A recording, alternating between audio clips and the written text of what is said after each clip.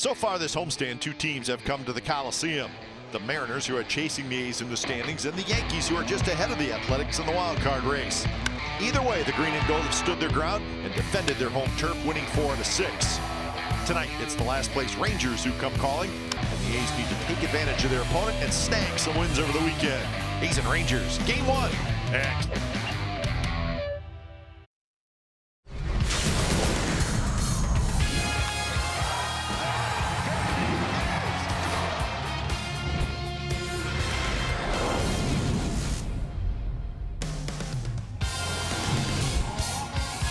Well, after a very well-deserved off day yesterday, back to work today for the Athletics. Liam Hendriks, he's going to be the opener. That's right, the opener tonight for the Athletics. First of three from the Coliseum. It's the Oakland A's and the Texas Rangers coming up on NBC Sports California, powered by Xfinity.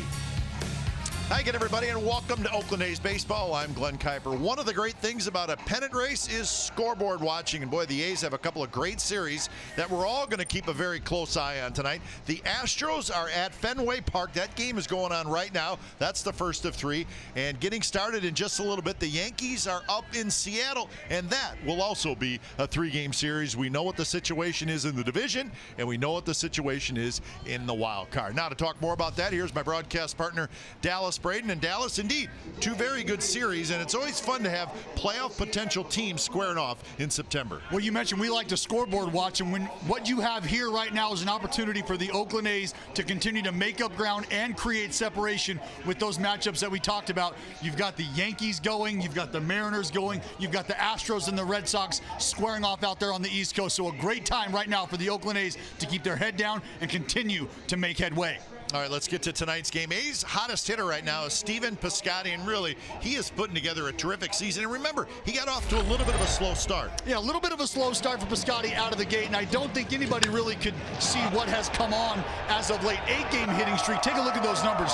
379 with 4 long balls, and since August 20th, Kuip, his slash line 354, 386, 738, and the OPS over 1,000, and he's playing defense as well. Flash in the leather. We talked about the rake he's been bringing to the plate. Just an all-around outstanding season thus far for Stephen Piscotty out in the outfield for the Oakland A's. Yeah, Stephen Piscotty third on the A's in RBIs with 71 behind Davis and Lowry. So it should be a fun weekend of baseball as the A's trying to pick up some ground on the first place Astros. It's the first of three. A's, Rangers coming up. Lineups and first pitch. Stick around.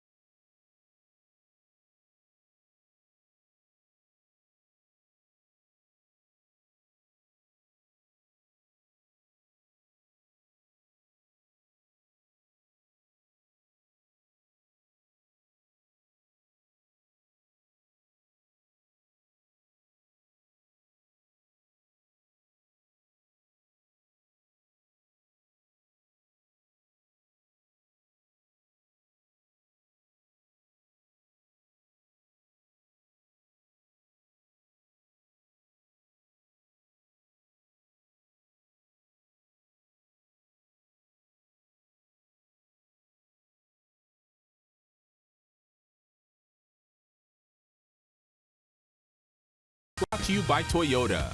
Designed for the grind that comes through every time. See your local Toyota dealer today. Toyota. Let's go places. By Southwest Airlines. Low fares, no hidden fees. That's transparency. And by Jack in the Box. Try something different, like Jack's Teriyaki Bowls. Only at Jack in the Box for a limited time. Jonathan Lucroy and the Athletics ready to go on a Friday night at the Coliseum with the Texas Rangers in town. So let's check out the game time weather for tonight, presented by the Santa Cruz Beach Boardwalk. The admission-free boardwalk is open this weekend. 68 degrees, nice night. Crowd still filing into the Coliseum. The A's with the Kelly green tops, as always, on Friday nights at home. All right, let's check out the Texas Rangers starting lineup. It's brought to you by Southwest Airlines, and here it is. Chu, Odor, Andrus, Mazara, Beltre, Gallo, Guzman, Kiner, Falefa, and Robinson. That's the Rangers starting lineup. And he's back. That's right. The opener, Liam Hendriks, back at it again. Finds himself in a familiar position, opening the ball game for the Oakland A's, trying to establish himself right now as somebody the Oakland A's can rely on in these types of situations, in these types of scenarios. Looking to get it going here. First pitch of the ball game is a fastball to Shin-Soo Choo, and it's inside. Chu, Odor, Andrus for the Texas Rangers. Last series of the year between these two teams. A little bit low, 2-0. That's Ed Hickox calling balls and strikes. Gabe Morales is at first, Ramon De Jesus at second, and Jerry Meals, the crew chief, is down at third.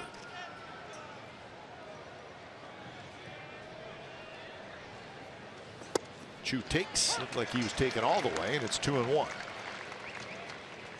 Yeah, and having talked to Liam earlier in the week, he had mentioned, I'm okay with how this is going. I'm okay with this role.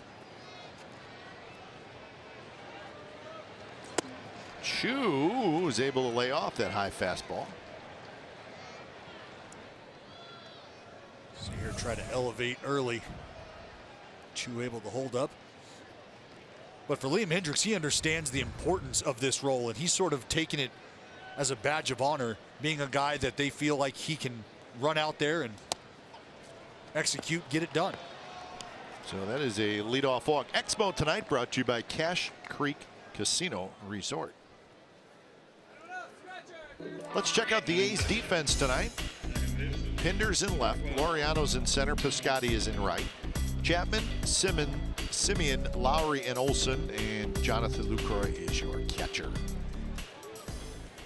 So Bob Melvin and the Athletics.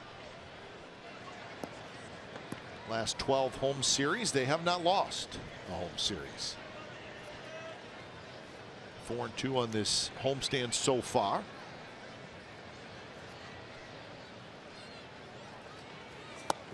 And we all know the situation with the A's trailing the Astros by 3.5 in the division. The A's are the second wild card team right now. The Yankees are the first wild card team. A's trailing the Yankees by 3.5. They lead the Mariners, who are the third spot in that wild card race, by 5.5. So A's in a pretty good spot right now. Well, unfortunately for the Oakland A's, continuing to win serves two purposes. One, you gain ground on that team ahead of you in Houston, and you're able to create more separation with the team behind you in Seattle in that wild card race. And you would love to have home field advantage for that one-game wild card. Yep. Yankees are in Seattle tonight to take on the Mariners. That game should be getting started at any moment. And the Astros and the Red Sox are tied 3-3 in the 8th inning at Fenway. That's been a heck of a ball game, and that'll be a heck of a series. So we'll have October Quest updates throughout the evening on both of those games. Pretty big weekend for the Oakland A's. 2-1 to Rougned Odor. You see Liam there just sort of smack that left shoulder, his front side.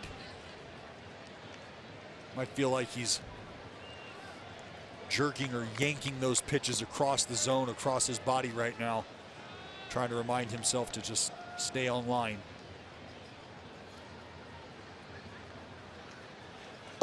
And that one's not close. And now it's 3-1 to Odor with Elvis Andrus to follow, and then Nomar Mazara.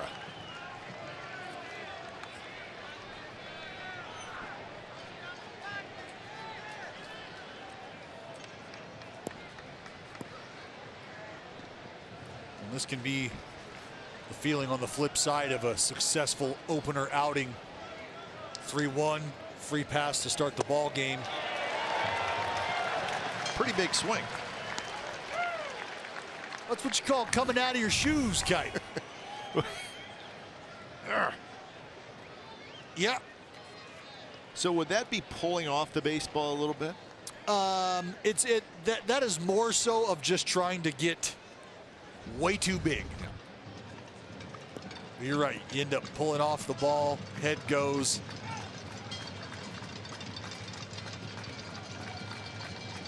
So 3-2 with Chu, the runner, at first.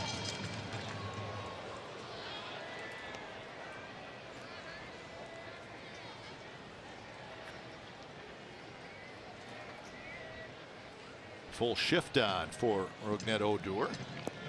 He will try to bunt. Obviously not going to do it here, but we have seen him attempt to beat the shift. Squared around early in the AB. Chu runs, and the ball's hit in the air foul just down past the A's dugout. Well, tonight, any 95-mile-per-hour fastball is our fast pitch, brought to you by Xfinity, the fastest Wi-Fi at home and on the go. Seen a few of those out of Liam early.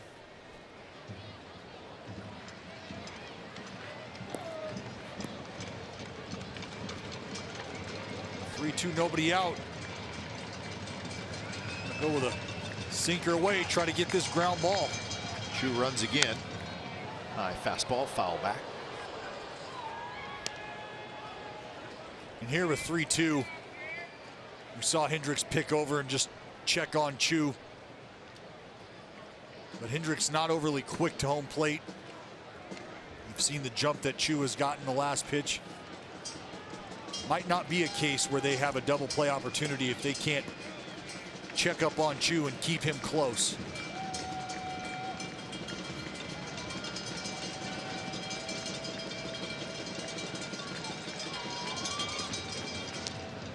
That's a good job of holding the ball by Liam Hendricks there. They tell you to count to 3 in your head: 1 1,000, 2 1,000, 3 1,000, and maybe even take it to 5.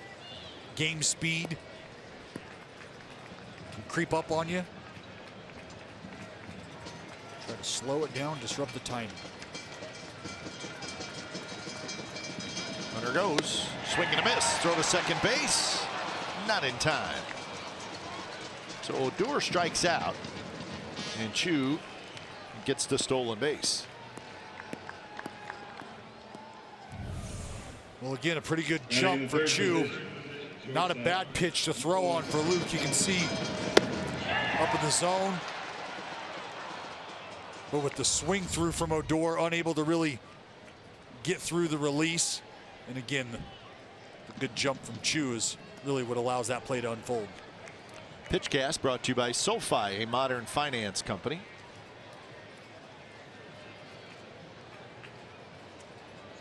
So here's Elvis Andrus.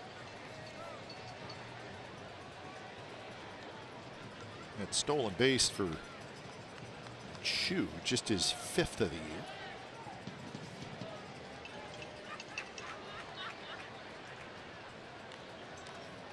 And DeShield's really the only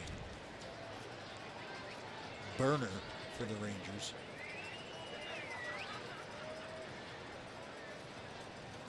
Rangers offense, it's a pretty good offense. They are 6th in the league in total runs scored. The A's are 5th. The A's have scored 5 more runs this year than the Rangers. So it is a dangerous lineup. The problem is obviously pitching for Texas. Rangers are 6th in the league in runs scored. They're 8th in the league in home runs. They walk a lot, 2nd most. They strike out a lot, 2nd most. And there is your run leaders. A's 5th, Rangers 6th. Pretty good teams on that list. Big chopper. Marcus Semien charges, throws on the run, 2 outs. So offense is not the problem for the Texas Rangers. Not at all. They've got the ability to bang with the best of them. Running in the 4th position. But you mentioned it, a rotation that has seen some shuffling. They've really not been able to create any sort of momentum as a staff, as a rotation. So there's your issue. The starters have the highest ERA in the majors. Relievers, not great either. So that's Chris Bassett. He will be 2nd man up. Start to get loose. First pitch to Nomar Mazara is a strike outside corner. And you know, one of the things that's key for Chris Bassett is the ability to use Daniel Mengden as a sounding board, sort of talk to him and get some advice on process, on preparation. Talk about this being a learning moment, not only for the staff of the Oakland A's, for the players as well. So for Bassett to have somebody like Daniel Mengden, who's kind of been there, done that a couple times now, good source of information. Well, it's not an easy deal for pitchers to do, but it's also like, let's go. That's right. The deal. Yeah. I mean, if you don't have, if your routine has to change a little bit, then change it. That's right. I mean, I know it's probably easier said than done, but the point is you got 21 games left in a pennant race. And we're here to win ball games. That's the idea. So if this is something that's being asked of you, and frankly, it is easier to ask that of younger guys or guys who might not be as well established as somebody who's got 6, 7, 8 years in the league. They're going to break a routine that's been well ingrained. Foul back, 97 miles an hour from Liam Hendriks. So 19 pitches here in the first inning for Hendriks. This will be his only inning. And again, we talk about just that communication. Hendriks knowing it's going to be one for him. Bassett knowing you're coming in the 2nd inning.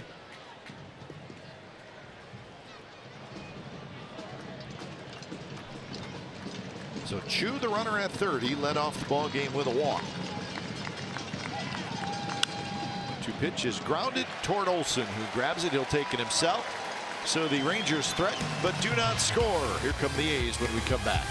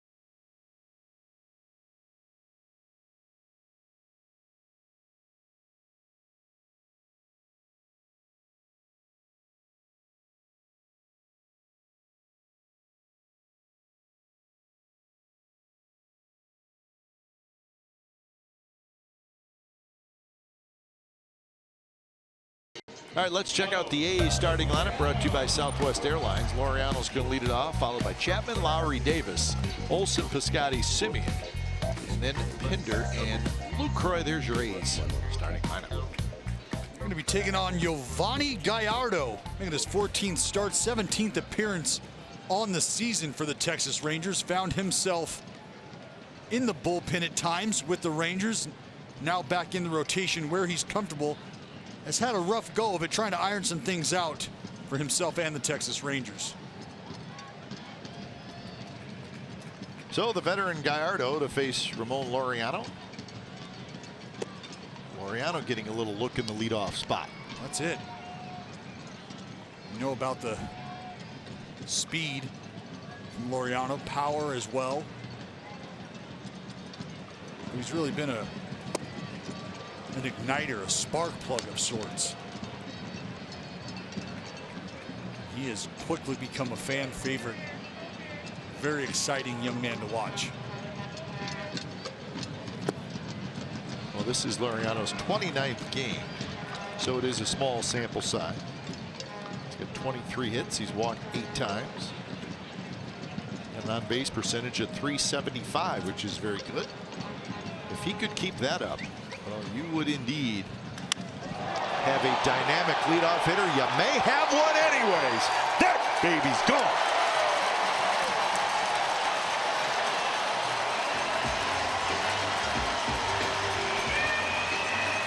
We talked about the speed. We talked about the pop at the top. And he doesn't wait much longer to pop the top on this game early on. Oakland out to a 1-0 lead, brought to you in part by the laser Ramon Laureano. So for the first time in his career, a leadoff home run. It is his 4th of the year. He leaned on that one, didn't he? Oh, that ball was touched. So 1-0 A's in the very first inning. And here's Matt Chapman. Chapman at .282, 22 home runs, 56 runs batted in. Give him 35 doubles and 6 triples. 63 extra base hits, if my math is correct. It is.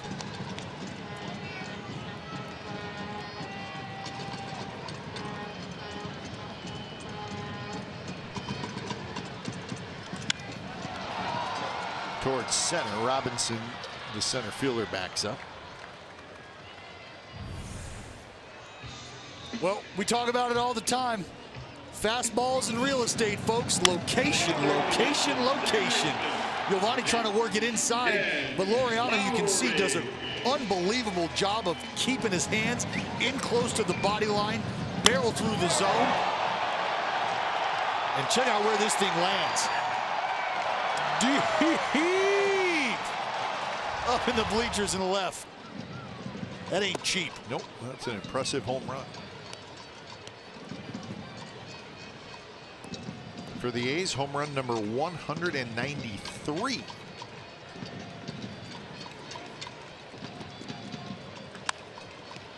Fair ball backhanded by Guzman, the big first baseman. He runs to the bag. So 2 outs here in the bottom of the first inning. Rangers defense looks like this tonight. Joey Gallo, Drew Robinson, and Nomar Mazara in the outfield. Beltran, Andrus, Odor, and Guzman on the infield. Isaiah, Kiner, Falefa is your catcher.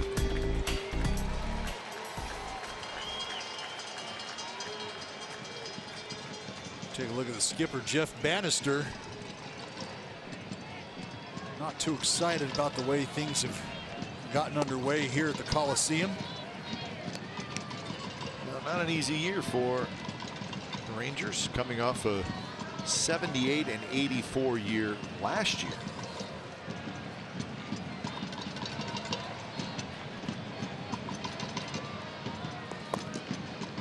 One and one the count to Chris Davis. Let's take a look at StatCast here. They're going to give us some numbers on the long ball from the laser. 108 off the crack of the bat, 30-degree launch angle, almost 450 feet away from home plate. Hendricks on the backhand.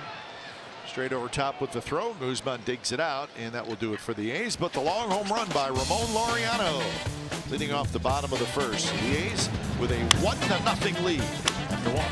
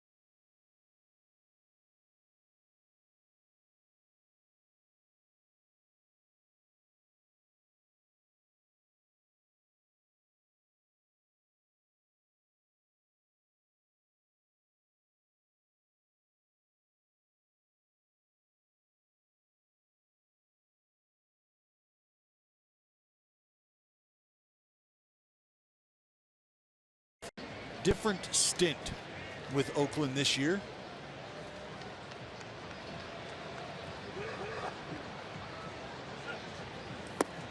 Two 2-0. He faces Beltre, Gallo, and Guzman. Spent some time down in the bullpen in Nashville. Started some games as well, but his final Nashville numbers: 5-5, 4.30 ERA. 18 games, 14 starts. He threw 81 2/3 innings.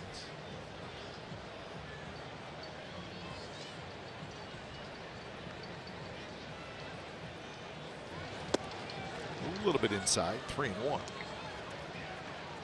He finished with 83 strikeouts and 25 walks in those 81 2/3 innings.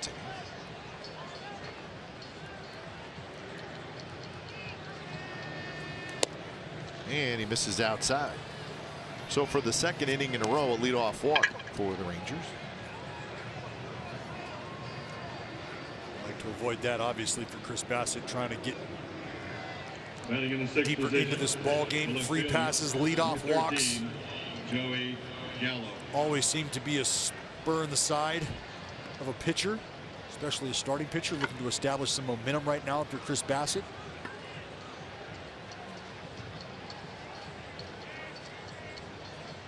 So 20 pitches for Liam Hendricks in that first inning. So he has done his job.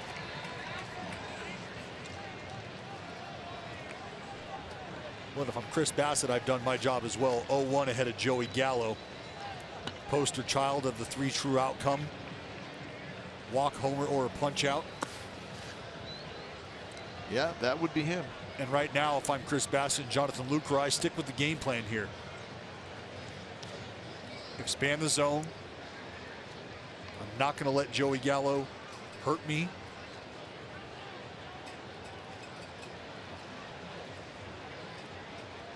There's the shift that's on and why it's on. StatCast AI powered by AWS.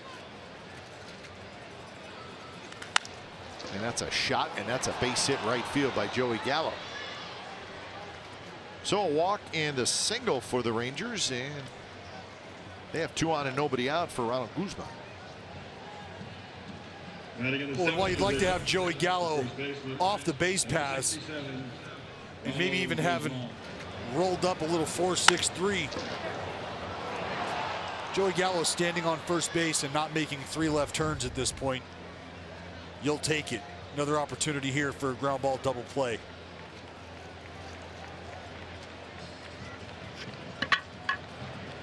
Most defensive shifts against.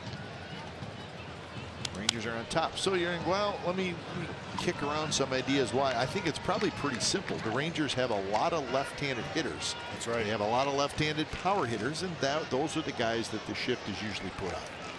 I mean, you talk about Chu, Odor, Mazzara, Gallo, Guzman. Yep. Right there. And you got Robinson down at the bottom. Not a power hitter to the point you just made, but a lefty nonetheless. Slowly hit. Olsen is going to get the sure out at first. So Guzman out, but a productive out as both the runners move up. So it's second and third and 1 out. Batting 8, the catcher. For Guzman, it's exactly what you're looking to do. Productive outs early. Tied him up, take it to the right side. Everybody moves up 90 feet. You can see the Lucroy letting him know, hey, you never know. Might drop it down.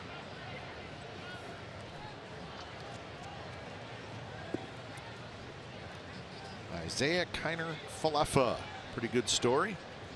263, 4 homers, 32 RBIs.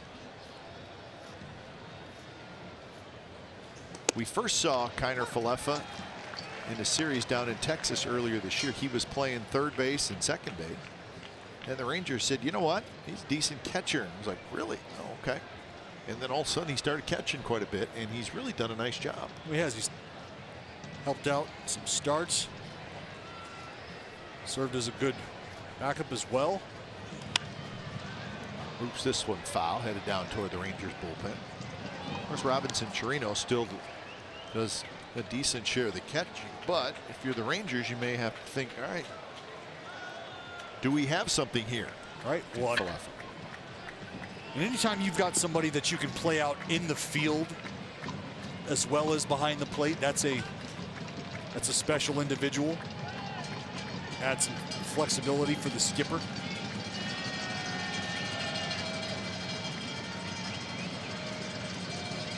Two pitches inside.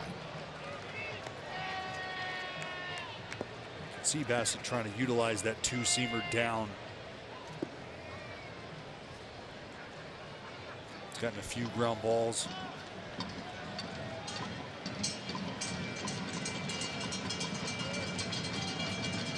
So 1-2 with Drew Robinson, the left-handed hitter, waiting in the on-deck circle.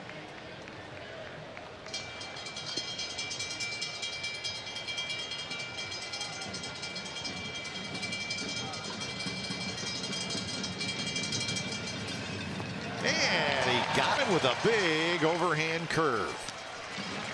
Huge strikeout early on.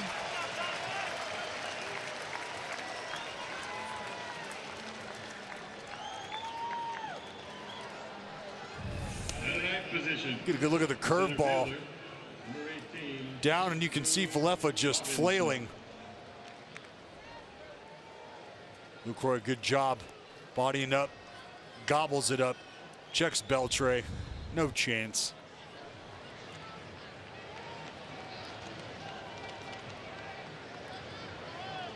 So the infield can move back, normal spots. Simeon shifted over behind second base. Outfield pretty straight away and shallow. And pitches inside to Drew Robinson. See a little cutter there out of Bassett. Trying to get that early weak contact. Fastball 91 to 96, cutter 86 to 90, curveball slider, dabbles with the change.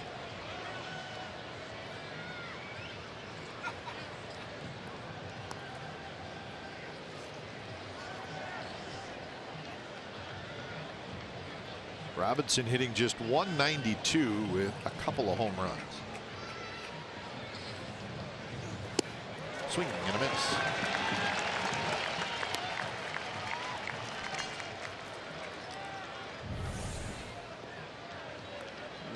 Slider just backs up. Not an easy pitch to hit either from the left or the right side. Backup slider, just not something you anticipate.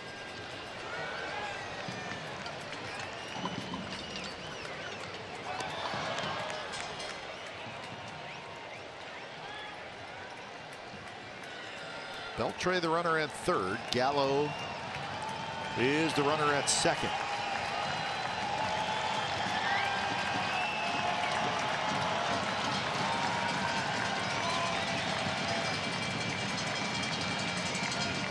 Big curve, but that one not at all where Bassett wanted it. Now this thing just pops up out of the back of his hand. See the displeasure on his face, but at times that's kind of what we call or refer to as casting a pitch. Think about casting a fishing line, how that action sort of starts behind instead of out in front. Sort of the same thing with the release of that curveball. And that one trickles away from Lucroy. Here comes Beltre out at the plate. Bassett got the tag down. Beltre is out. So the Rangers will have to decide whether they want to look at it or not. Here's a very good look. Well, check the front of the foot. Right there. He's out. He's out. Bassett gets the glove down.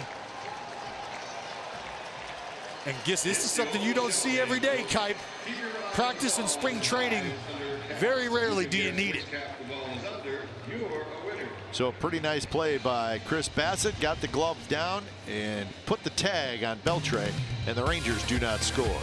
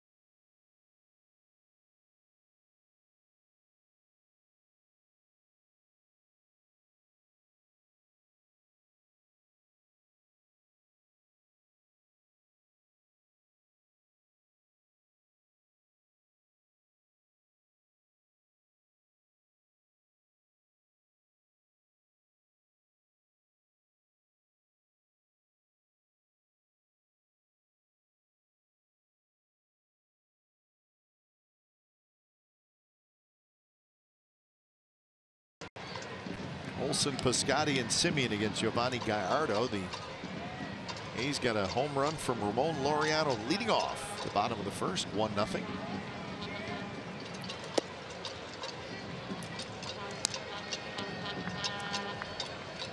So this is game number 142 for the Athletics.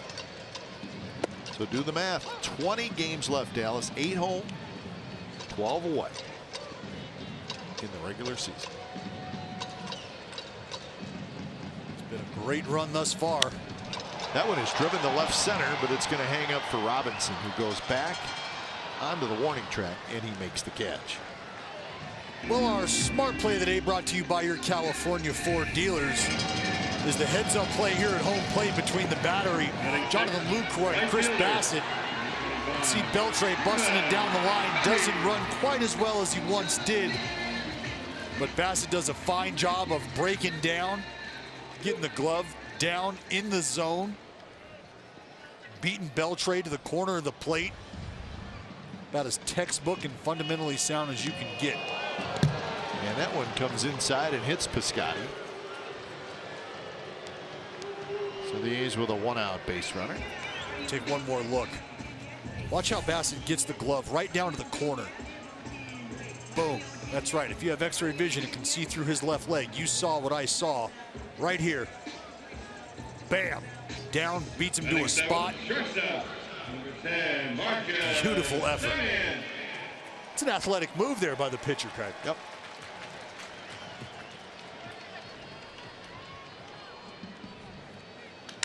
And that one's hit to left field. Going back is Gallo. Gallo near the wall. That baby's gone. Marcus Semien homers. 3-0. The A's lead.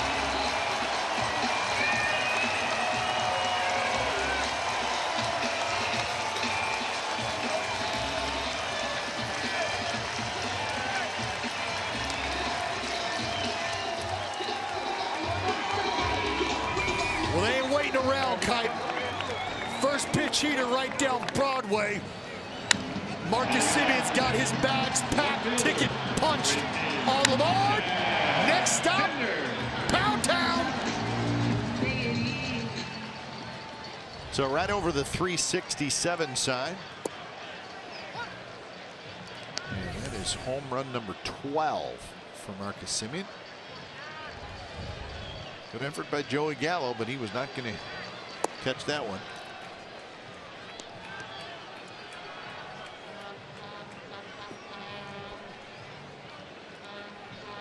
First pitch swing percentage 19%, but when he does, he hits 480.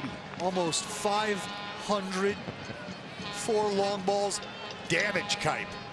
Damage. So 19%. So now I'm going to go to you because you're the man. What is the league average of first pitch percentage? Swinging at the first pitch. Well, I believe it's somewhere around 18%. okay. But I think a lot of that can also shift and change. I mean, what we're seeing this day and age, and you think about the Oakland A's. Take the Oakland A's, for example. It's a great example. An organization and a team that has sort of used taking pitches and working counts and working at bats as one of their pillars, their foundations of success at the plate. But as we have seen over the last recent couple of years, there's been a transition across the game. You want to see guys, they want to get to that starter early. They don't want to get to that bullpen.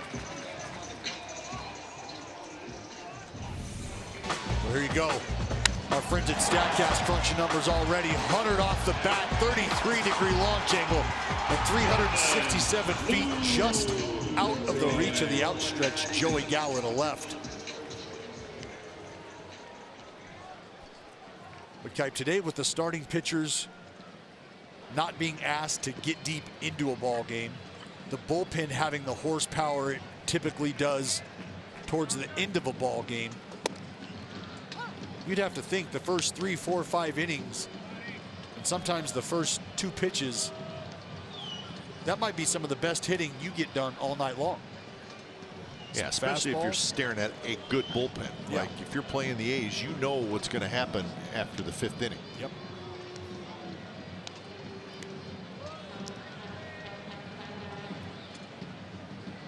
So maybe the simplest point is, if you're facing a team with a good bullpen, you're going to get more hittable pitches from the starter than you are from the bullpen. Lucroy goes down, hits a breaking ball. That's a nice job of hitting by Jonathan Lucroy.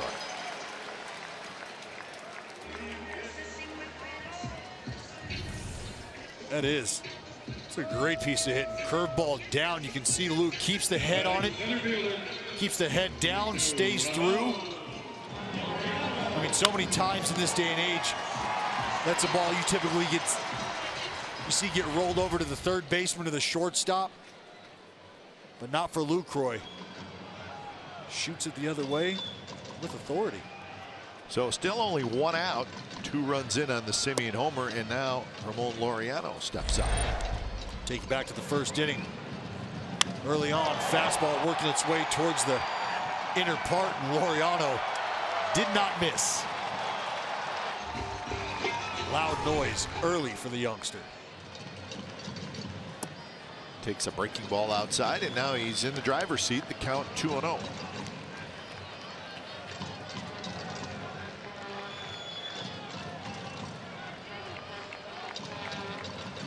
He's got one thing on his mind right now, Kite. 2-0, give me a heater middle in. Let's repeat.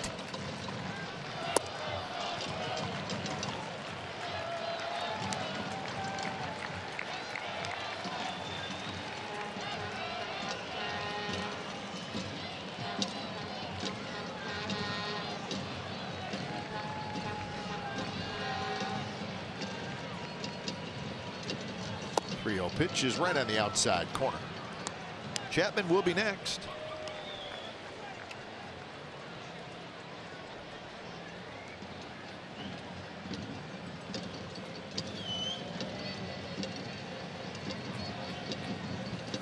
Misses outside, and now the bases are loaded.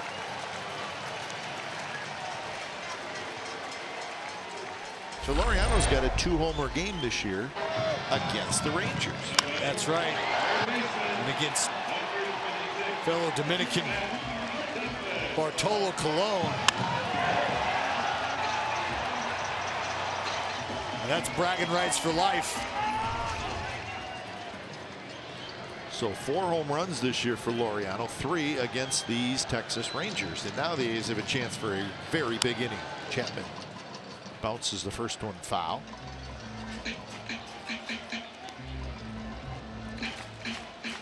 Matt Chapman, since the 1st of June, a .324 average, 13 homers, 33 RBIs. Boy, what improvements he has made in a very short period of time. I mean, that's since June. OPS north of 1,000. But the difference in Matt Chapman now as a hitter is, looking back at April and May, the distance he has come as a hitter, that sometimes is a distance that can take a player a couple of years. Right. He's done it in a couple months. Yeah. For instance, that pitch right there. 0-2 paint down and away. Slider moving away from him. Something Matt Chapman may have offered at earlier in the season.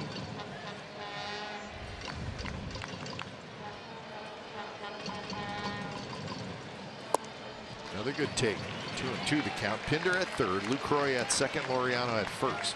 And I think a lot of that came from him being aggressive early, especially in run scoring situations, wanting to really make an impact.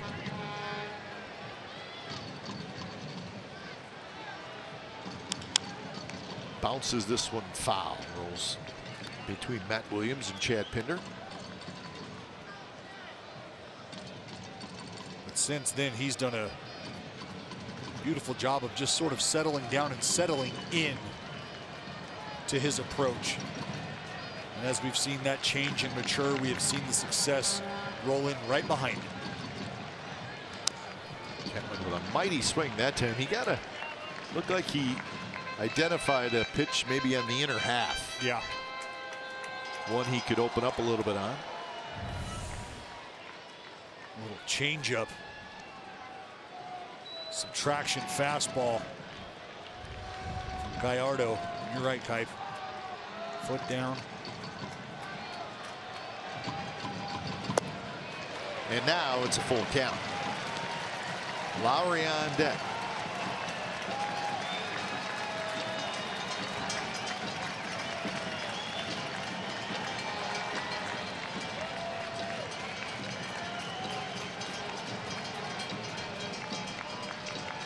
Payout pitch, here it is. Up the middle, maybe tipped off the glove of Andrus. 1 run scores. And 2 runs score. 5-0 A's lead. Chapman comes through.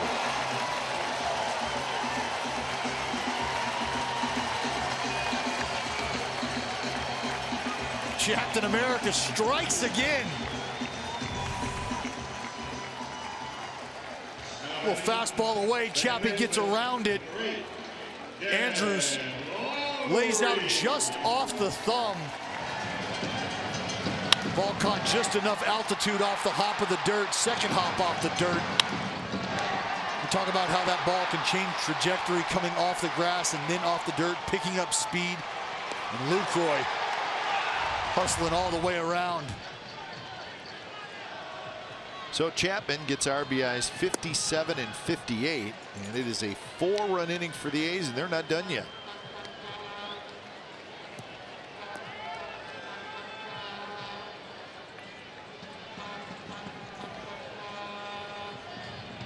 Jed Lowry grounded out to first in the first.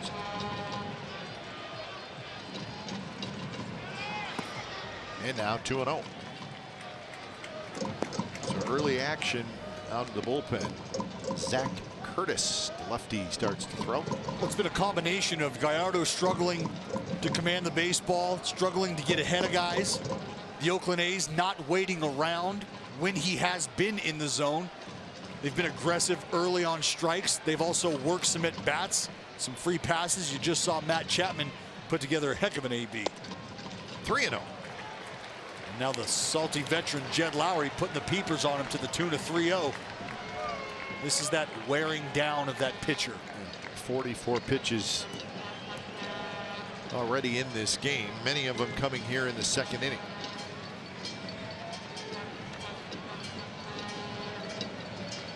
Now this is pitch number 32 this inning, and it's not close. So the bases are loaded. And Chris Davis is going to be the hitter.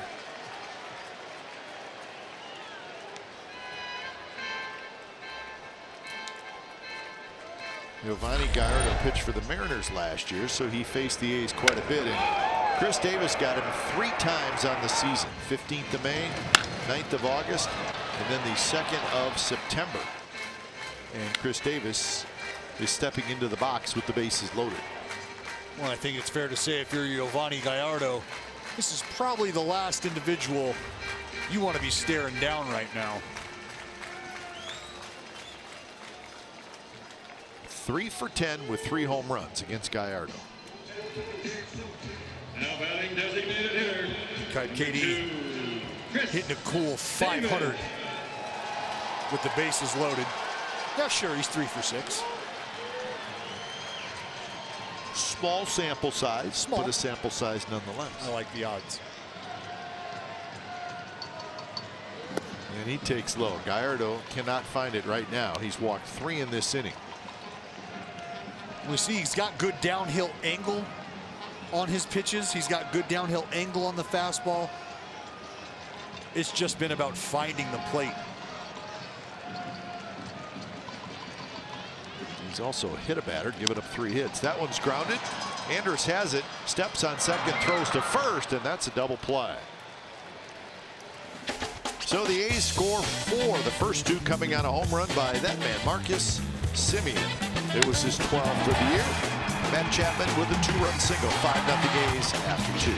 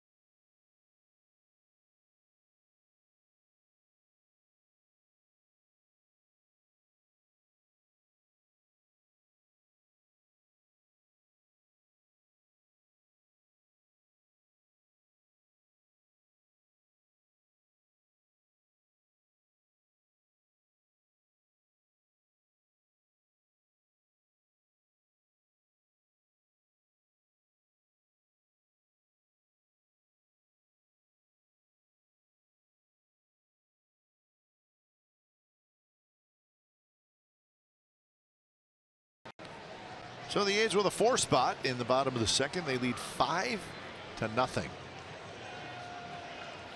So we'll see how Chris Bassett handles that as he faces Drew Robinson, who was at the plate when Beltre tried to score on the ball that got past Lucroy, but Beltre thrown out at the plate. Well, for Chris Bassett here early on, sure, you found yourself in a little bit of an unfamiliar position coming into the ball game, knowing that you've got an extended body of work ahead of you. But this is an opportunity. We talk about creating momentum for the game. As a starting pitcher, you have the ability to dictate the pace or the game flow of the evening. So for Chris Bassett, coming out with strike one, great way to start. Just continue to pound that zone. Let the defense work here. That's the best advice I can give any pitcher. You find yourself early in a ball game, up big early. Get back to the game plan, attack, strike one, very important, but let the defense work. Bassett facing Robinson, and then the top of the order, Chu and Odor. And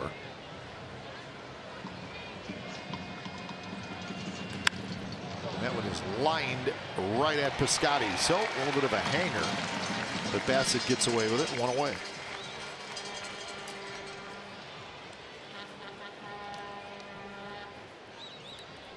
Now batting, number 17, Shin Soo Chu. So here's Chu, who led off the ball game with a walk. He stole the base, but was stranded at third.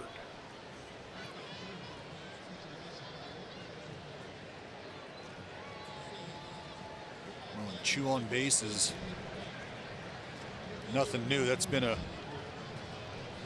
tool in his box since he arrived.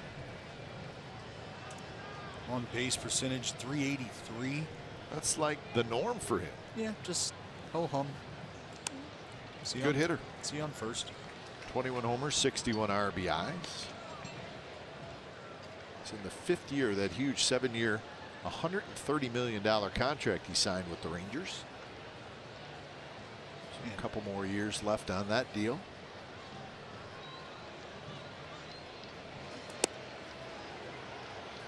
And he's not the player he was with Cleveland by any stretch, but still somebody the Texas Rangers feel like they can rely on, they can pencil in for some decent production.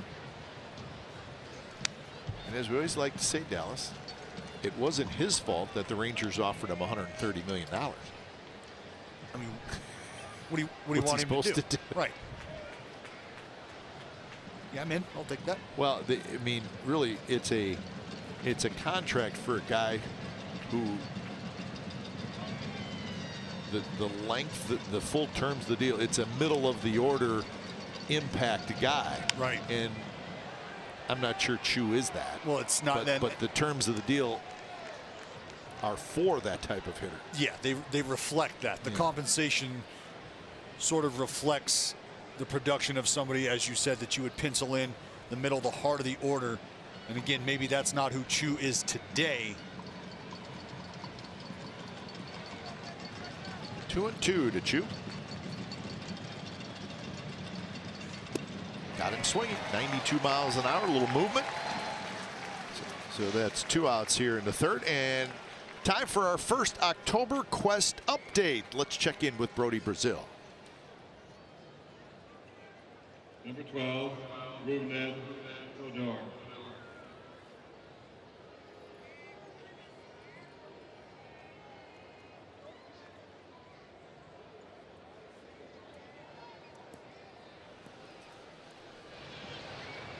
All right, so big series in Boston. Game 1 goes to the Houston Astros.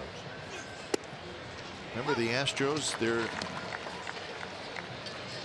on the road. They are something special. They are now 48-21 on the road. Well, those are two offenses, two lineups that can get very long very quickly. Much like we've seen the Oakland A's persevere throughout the year. Some big ABs, some big blasts late in the ball game. So they are 27 games over 500 on the road. They're 8 games over 500 at home.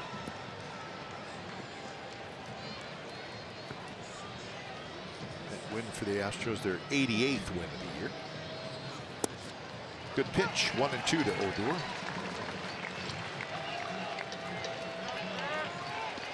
Just on that fastball right there from Bassett, you can see some good late little finish, late little life in the zone.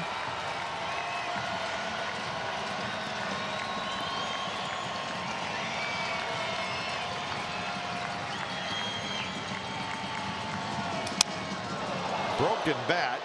Simeon backhands, quick throw to first, and they get the speedy Odor. So the bat ends up on the infield grass in a good inning for Chris Bassett.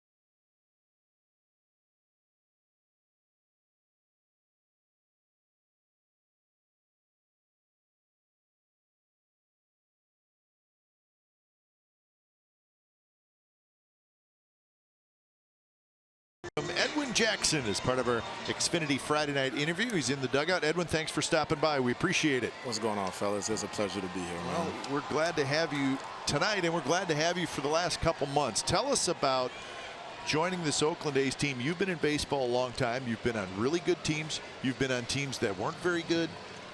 Tell us where this one fits in, because I know you're having a lot of fun. I'll tell you what, signing here, I can't lie and say this is what I was expecting, but the baseball since I've been here has been unbelievable. Actually, it's been my fountain of youth. You know, it helps keep me young. I'm an old man nowadays in the baseball world at 34. So coming to this team, it definitely energizes you, and it makes you want to join in on what these guys have going on. 0-1 to Matt Olson, and count a little bit outside. Jack, speaking about the baseball, the brand of baseball, and talking about how you didn't necessarily see this coming, and I can speak for, I think, a lot of the fan base and some folks up here as well. Maybe, I don't really think anybody saw this coming, but as you've seen this team's complexion change, what have been some things that you think have played a major role in the success of this ball club, this young ball club? I would say, first and foremost, any winning team, you're going to have pitching and defense. You know, when you have great pitching and you have a great defense, the offense comes and goes, but as the one-run games, how many one-run games can you win? And that's what'll make or break a team, as I get sunflower seeds thrown at me. But the focus is here. But the pitching, I mean, look at the bullpen that we have. It's one of the best in the game. And, you know, Bomel has the luxury of using the starters how he wants to. And the starters have, you know, we had a little rough stretch a couple weeks ago, but we've turned it around, and it's been fun baseball back on. So it's always good to go out and give the bullpen a little break when we can, because we're going to need those guys coming down these last few weeks of baseball. What do you think when the starting catcher, your starting catcher, who, right, you know, he's got to be in the game, studying everything, and he's throwing seeds at you? That's fine, as long as I don't have to pitch against him. He owns me. You don't forget that stuff, right? Never. Now, you said obviously we know you've been around a long time. You come to this team, and there are a lot of young players, but there's some veterans as well. How long before you feel like you can if you want to do that, take somewhat of a leadership role. I know that's probably harder to said than done because you are a new guy, but you're also a guy who has seen it all in the big leagues. Right. I'm kind of go by feel. You know, I just kind of do my thing, and when someone comes around and they need some information, you know, I'm full of it. Obviously, I've been through it all, the good, the bad, the ugly, and in between, and I'm still here. So I'm not coming in and I'm not trying to take over a clubhouse immediately. You know, these guys have a great thing going on over here, obviously, already. So I just want to come in and I want to mix in and be informative when I need to. Coming into Oakland, knowing what you knew about the organization from afar, what was something that you anticipated or were maybe looking forward to, or were looking forward to gaining knowledge about the Oakland A's, whether it be the playing surface or what is that vibe in the clubhouse like? Is it real? Like, can you really be yourself there no matter? What was something that you were really looking forward to finding out about the organization? That's interesting, man. You hear the Billy Bean baseball, so you obviously you want to come in and you want to see what it's all about. But I think just the way that they read these guys coming up through the minor leagues, the patience that these guys have as young hitters, that was the first thing that kind of stuck out to me. The at-bats that they put together, and they grind on a pitcher. It doesn't matter what pitcher it is, they grind on them, and they don't care who they're facing. They're ready to go out and they're ready to hit. 3-2 to Stephen Piscotty, and he pops a foul back. Now, before you came on, you also said something to us about the weather. You've been in the Midwest, you've been on the East Coast, you've been everywhere. It's a pretty nice place to play weather-wise. Would you agree? I agree. It's a little cold, but I don't mind the cold, especially if you want to play in October. You plan on playing in the cold anyway, so why not, you know, get a chance to experience it now? Well, we'll tell you this, Edwin. The October weather in the Bay Area is very, very nice. That's what I hear. Maybe even a little bit warmer than in the summertime here at the Coliseum. It's probably the best weather of all, so keep that in mind when you guys get to the postseason. Definitely will. We're definitely pushing for that. You know, that's the main goal in mind, is get to October baseball. There's nothing like it. And one thing I wanted to talk to you about, one thing I think I want the fans to really know, as an elder statesman of the rotation, what has it been like for you to watch these young guys come and go, come up, make an impact? Maybe they find themselves on that shuttle back to Nashville. Nevertheless, they find their way back up here. What has it been like to watch this drove of young arms, whether it's in the rotation, in the bullpen, come up and make the impact they have made? Oh, man, that's amazing. That's a nice piece of hitting right there. It's amazing, man. These guys ready to step in and step up and get the job done. You know, obviously the rotation has been up and down. There's been people getting hurt, so it hasn't been a full, stable rotation the whole year. And I feel like everyone that I've seen come up and step on the mound and take the ball, they've all been ready for the challenge, and there's no fear. You know, they're all ready to go in and keep everything going. No one wants to be the weakest link, and when you have a team full of guys like that, you know, you can't help but win. You know, no one's afraid of anything, and everyone's ready to step up and be a hero.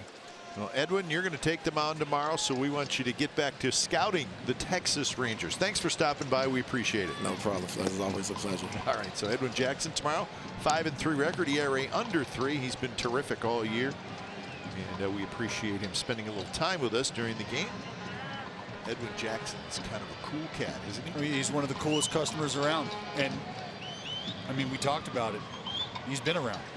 He knows what to expect. He knows how this game is played. He knows the expectations down the stretch. He knows what it takes to be a positive influence in the clubhouse.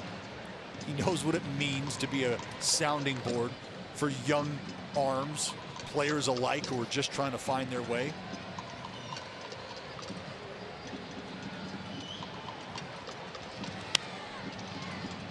One and two the count to Chad Pinder. That is so important, Kite, for a young organization, a young club, and especially a club in the position the A's find themselves in right now in pursuit of October. Just a really, really strong piece. Well, I think we talk a lot about the A's young players, as we should, but there's quite a few veterans on this team. There are. Sneaky amount of veterans. You just start, I mean, if you're just going, hey, let's look at the roster. And I think that's a good thing. Oh, it's a tremendous mix, and it's a great mix in all the right spots. Think about Edwin Jackson, veteran starting pitcher. You think about the additions in Familia, Rodney, Kelly. Off the plate, Anders bare hands throw, and that is a very nice play by the Rangers shortstop Elvis Anders. A barehander on the infield grass, and he throws out Pinder.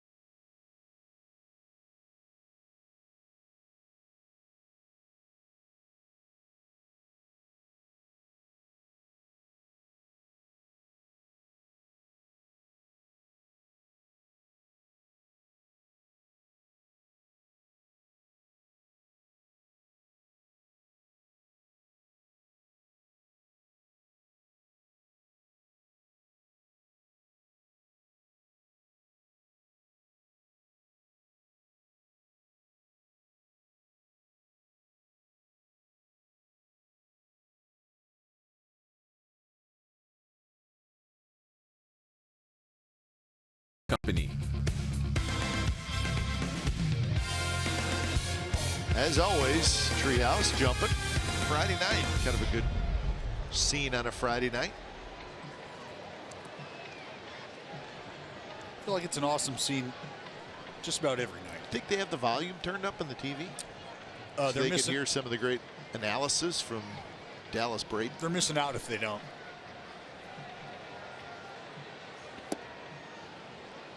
The foam finger hanging out. They might have subtitles.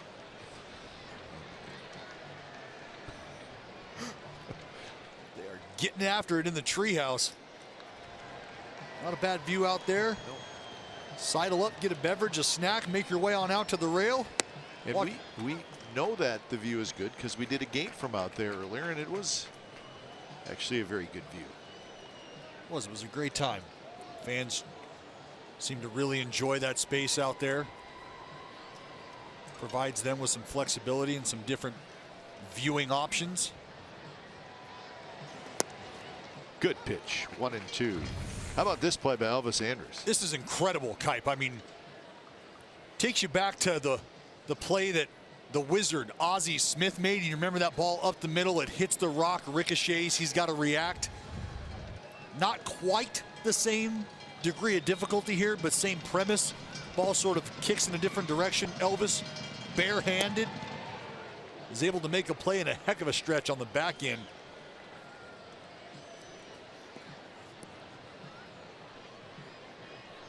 So 2-2 to Anders, Mazzaro to follow, and then Beltre.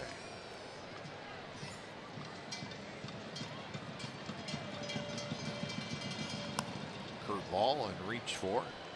Poked foul. This is the start of a 9-game trip for the Rangers. Weekend here, then they will go to Anaheim. And then next weekend they'll be in San Diego. They have the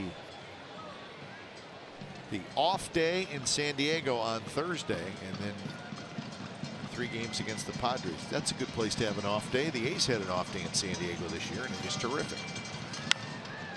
Chopped up the middle, and it somehow gets through. We like to call that a seeing eye single. Time now for October Quest update. Here's Brody.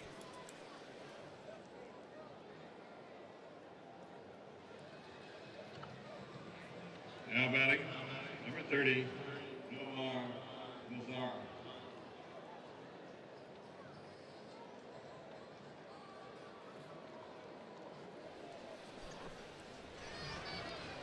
Brody's hamstring is lit. Yeah, sure is. Oh. Somebody stretch that guy Get out. him off the field.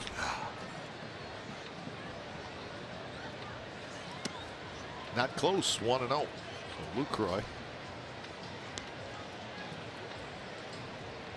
wrestled with that one a little bit. So Yankees leading the Mariners in the 5th inning. Mariners are 5.5 games behind the A's. Got the big maple on the mound for the Mariners tonight. Good pitch there.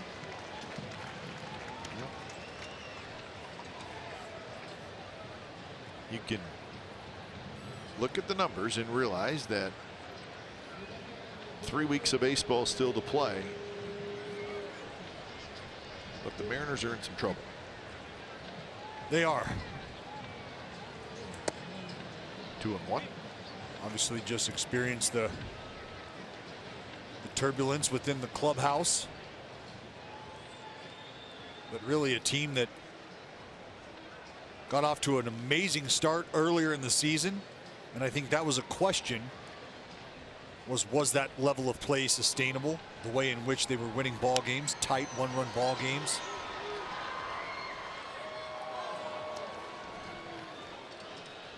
Felix Hernandez was just never really able to get it going and figure things out.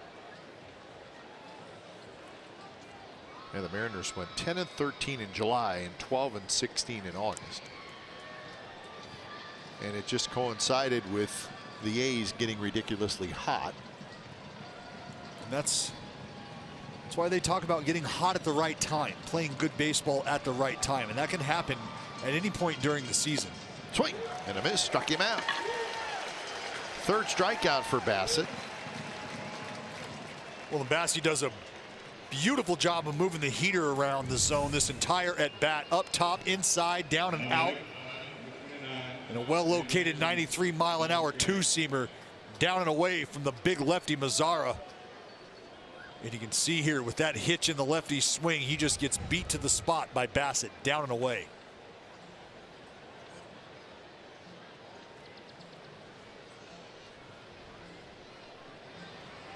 So 1 away, here's Beltre, and the pitch is inside to Beltre, who walked in the 2nd inning.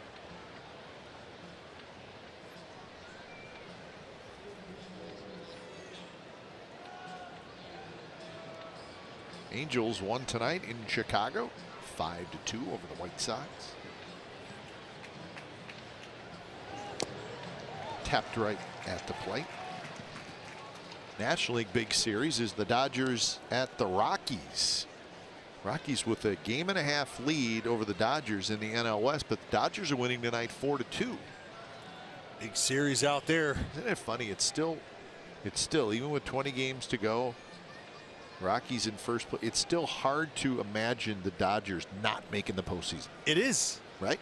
It is. I mean, as highly touted as they were, and the expectations surrounding the club coming into this season, you just sort of feel like they're going to make it. Right. And there's a lot of folks who felt during the beginning of the season, or towards the middle, excuse me. Laureano's right there, and he's got it. That the Dodgers were eventually going to figure it out, eventually take over first place, and never look back. And that just never happened. It hasn't happened yet. And the Rockies are playing great. Rockies have won 5 in a row, and they got a very, very good team. The A's saw that firsthand. The Rockies swept the A's at Coors Field. And it wasn't during a down stretch where the A's were struggling. No. The A's were rolling along. Playing very well. Back to the Dodgers, Kipe, they also had the rug pulled out from underneath them very early. You lose your stud shortstop, all-star rookie of the year in Kyle Seager. Excuse me, Corey Seager.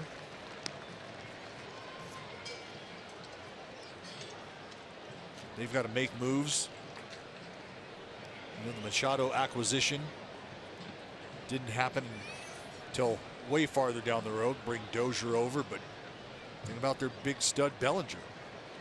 Yeah, having a little bit of a, not doing what he did last year. Right. Very high right field. Piscotty going back. Piscotty turns around, and that one is gone. That's Joey Gallo hitting his 35th home run of the year, and now it's 5-2. High towering drive.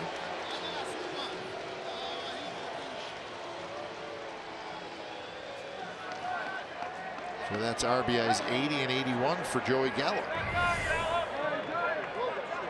Well, it's just a slider. Now batting, number 67. I feel like they were trying to get this thing back door, and you can see Luke reaching back more towards the middle. This thing just didn't have the finish. Gallo drops the head in the nitro zone. Trying to lean with it, bring it back, keep it in the field.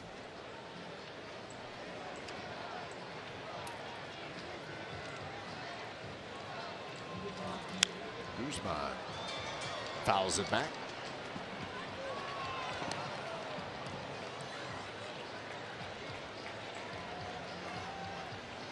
Guzman grounded out in the second inning.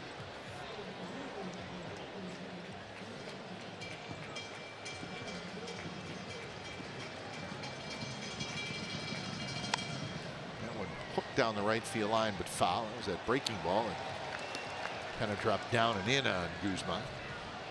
Well, we've seen Bassett try to use that pitch. 2 strikes, obviously, for the put away. We've seen him bounce that and get some results. We saw it on the AP second inning against Falefa. Chapman got to show off the arm. Got it. Chapman had to wait. He could not get to it, catching it in the air, so he had to wait for it to take a hop. And it was a very close play at first. You be the judge, Dallas Braden. Out. I got him out. He's out. Very close. Probably not enough to overturn, so it is out. Gallo with a home run. It's 5-2.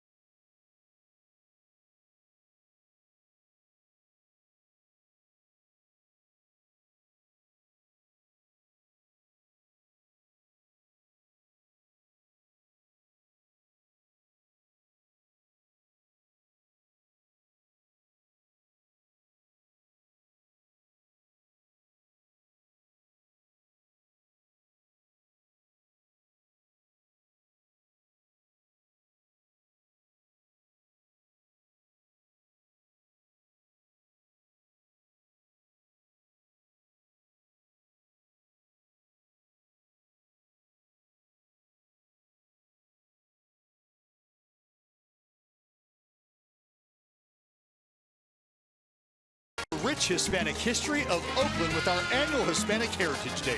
This year, one-of-a-kind Sugar Skull bobblehead has been crafted to celebrate this special day, presented by Chevrolet. The first 15,000 through the gate for Sunday's game at 105 against the Rangers get this one-of-a-kind skull. Grab your tickets at athletics.com/promotions. So that's Smero Petit starting to throw. Bassett has gone 3 innings. Base hit left field. Jonathan Lucroy is 2 for 2. That's 6 hits now for the A's.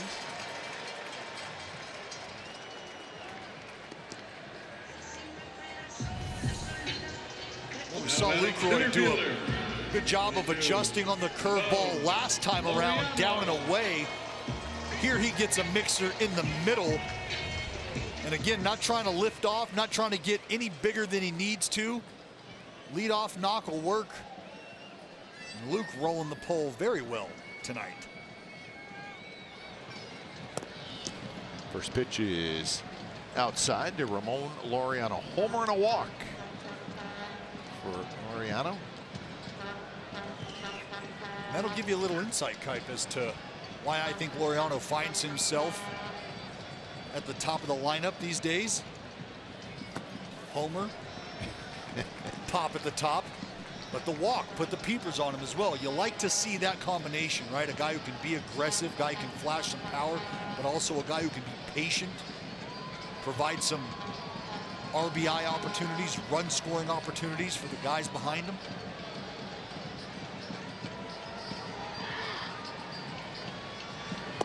I think with somebody like Laureano, I mean, you could look at the numbers right now. It may not be completely fair because it's just his 29th appearance. He's got 79 at bats. And you're going to look and say, well, he's got 25 strikeouts. That's a high amount, but just I don't know that you can look at that just yet and make a full grade. Well, I mean, he's learning how to hit it at the big league level. He's not a finished product yet, but does he look? You know what I always look? Does he look overmatched at the plate? And he doesn't. And no, and if I'm being honest, I'll say maybe the first 2 times around, the first 2-3 ball games, some swing and miss. Yeah, but also probably pretty jacked up. Oh, right? Absolutely. I mean, he plays with a motor that's rolling. It's high. It is high. I mean, you know, there was a ball hit about 480 feet to center field that he climbed the center field fence on. Sometimes you got to reel it in. But he just doesn't. He has not struck me as just being overmatched at the plate. Actually, quite the contrary. I mean, he looks like he's got a pretty good idea up there. Looks like he belongs.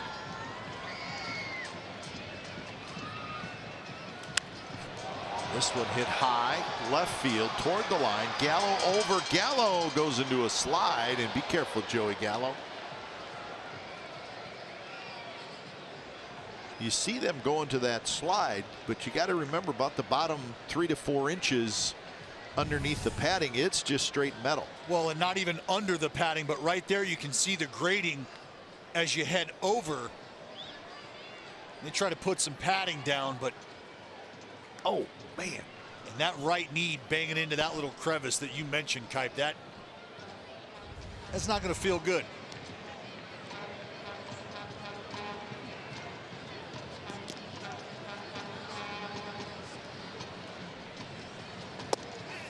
And that one is right there, and Laureano took it, so could not pull the trigger on that one.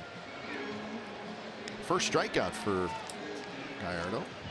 Gallardo just freezes Laureano with a fastball out of third. Number 26, Matt Chapman. Laureano might have been sitting on a wrinkle. So here's Chapman. Chapman with a fly ball to center field, and then a 2-run single in the second inning. Stepped up with the bases loaded and hit one hard up the middle.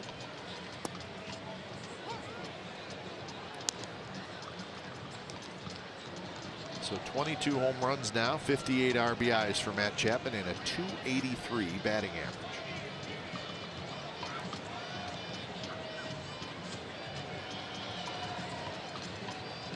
Middle infielders squeezed up the middle.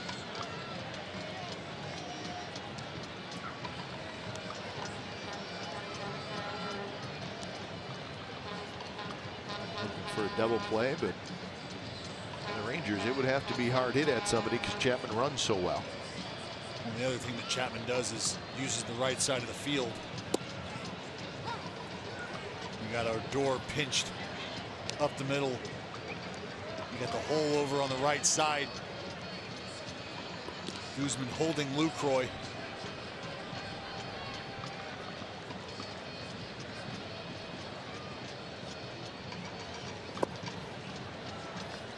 So 2-2 now to Chapman. You see Matt Chapman being worked away. Might be an idea. Look for something out over. We've seen him go to the fastball down and away against Laureano. Thinking right side. Good swing there on a fastball away.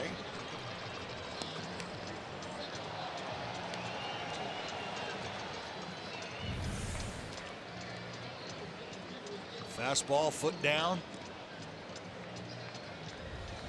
Good pass from Chappie.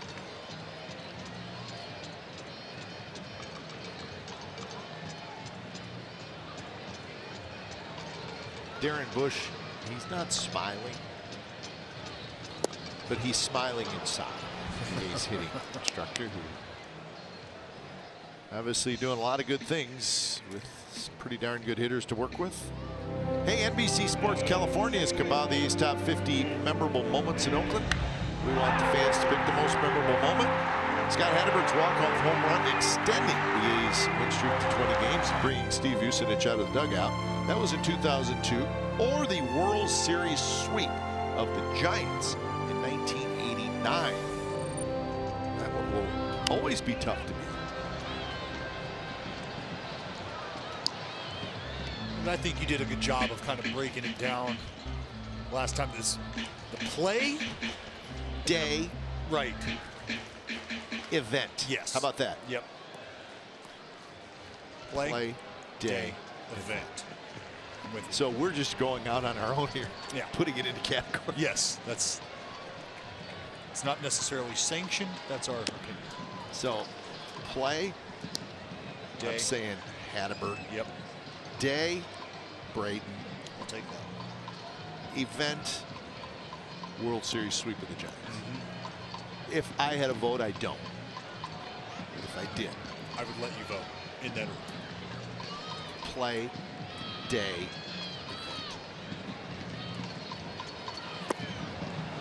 Lowry swings and misses. Pretty good pitch there by Gallardo. So a leadoff single, but then 3 consecutive strikeouts. Petit coming in. 5-2 A's after 4.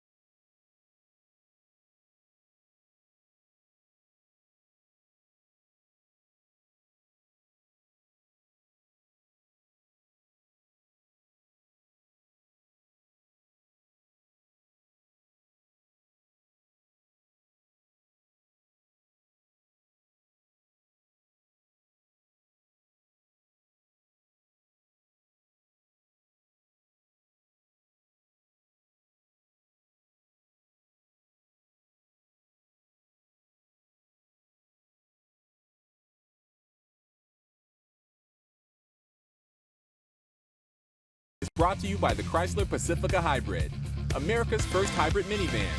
Test drive one today.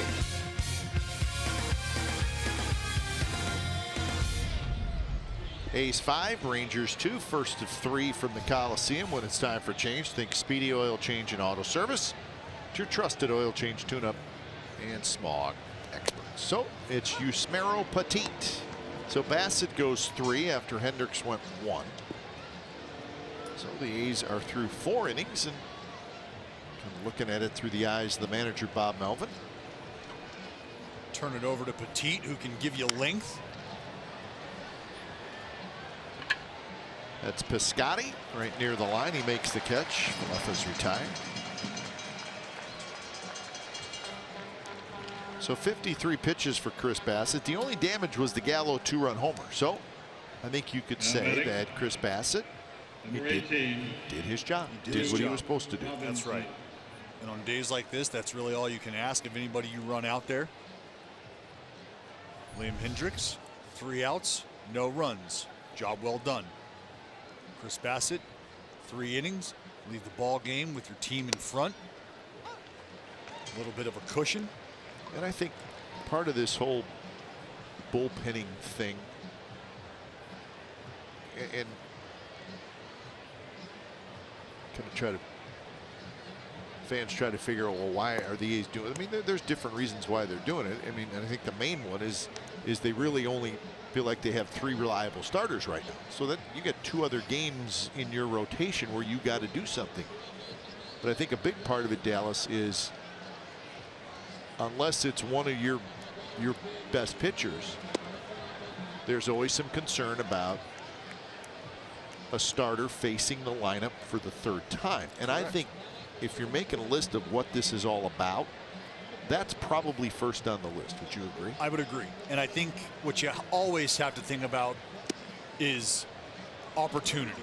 And what I mean by that is examine the Tampa Bay Rays. Where were they at the beginning of the year? Where were they at within that division? What sort of success were they going to have based on roster construction? So at the end of all of that, what I'm getting at is they were probably a team that was in a position and poised to deploy the bullpen approach. Fast forward to the Oakland Athletics. Where do they find themselves right now? In pursuit of the division. With enough cushion, in my opinion, with the team behind them in the Seattle Mariners, to take an advantage or take a look at the opportunity you have now to navigate around the starting situation that you have if you're the Oakland A's and identify guys down in the bullpen that you know you can utilize during this stretch. So what has happened is the opportunity for the Oakland A's to utilize guys like Liam Hendricks, guys like Bassett, guys like Daniel Mington. That is what the Oakland A's find themselves doing right now. When you can get a guy like Bassett to go out and have the outing he did today, even though it's uncomfortable, maybe unfamiliar. So then if you just look at tonight as an example, I think what the A's are saying is we would rather see a fresh Liam Hendricks in the 1st inning than see Chris Bassett face the Rangers lineup for the 3rd time. Correct. So it just really pushes the game back an inning. Right. But you've already got an inning in your belt. So you get Bassett 2, 3, 4. He does not face the lineup the 3rd time through. And when you get to that point in the game, now you go to the real strength of your team, and that's the bullpen. It's about a distribution of outs. And that's what the Oakland A's are doing, figuring out how to best distribute 27 outs. Petit grabs it, so that's going to be a very good inning for Yusmeiro Petit. Needed just 10 pitches, 3 up, 3 down. Bottom of the 5th coming up. A's leading 5-2.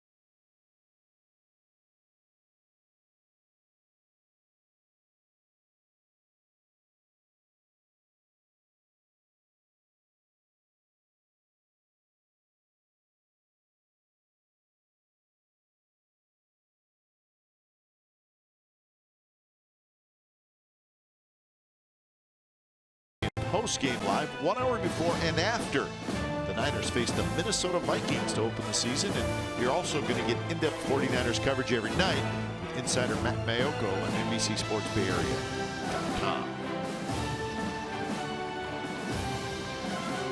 She's ready.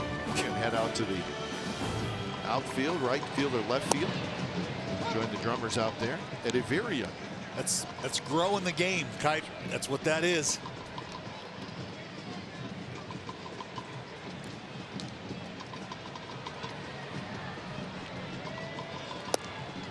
One and one. Giovanni Gallardo has settled in some. He did give up 1 in the first and 4 in the second.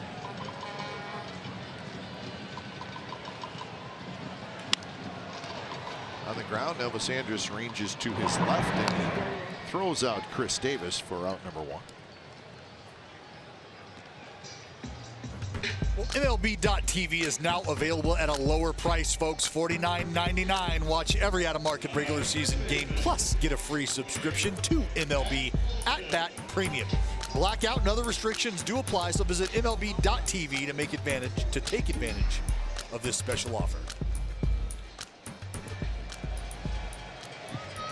Here's Olsen. Good time to get it in. Postseason coming.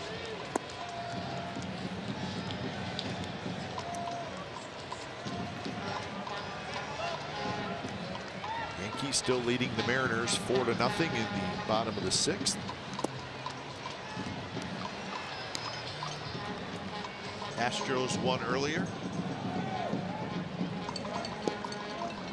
Zedzik and Curtis, a lefty and a righty, warming up for the Texas Rangers. And the Astros won that game 6-3. Good pitching matchup, Cole and Price. They both pitched well and both got no decisions.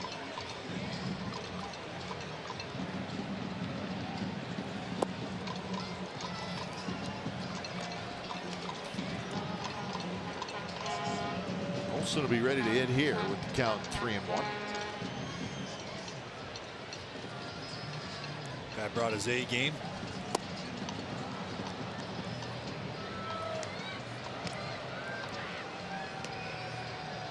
Three and 2 the count.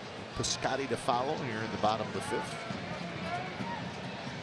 Giovanni Gallardo trying to buy some outs here for the Texas Rangers. We showed you double cranking down there in the bullpen. Here at 93 pitches. This speaks to the point that Edwin Jackson made back in the 3rd inning. They just grind on pitchers. On a 3-2 count. And that one just missed. Gallardo thought it was a strike. If you're a pitcher, you want this. If a hitter, you say, no, that's low. Yeah, it's a borderline pitcher's pitch. Right fielder, 25. So Gallardo not too happy about it.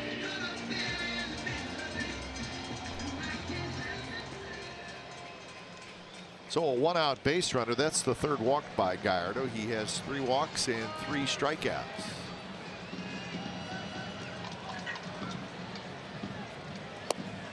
The Yankees team ERA is 4.97. That's 3rd worst in the American League.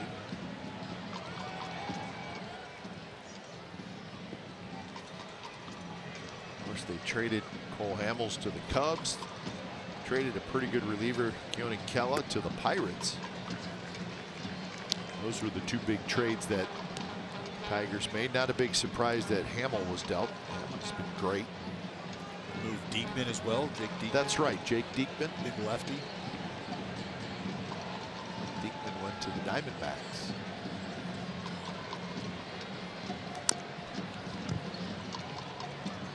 So there's definitely been some shuffling and some rearranging, if you will, of the roster for the Texas Rangers. You mentioned Cole Hamels' departure. Again, I go back to the,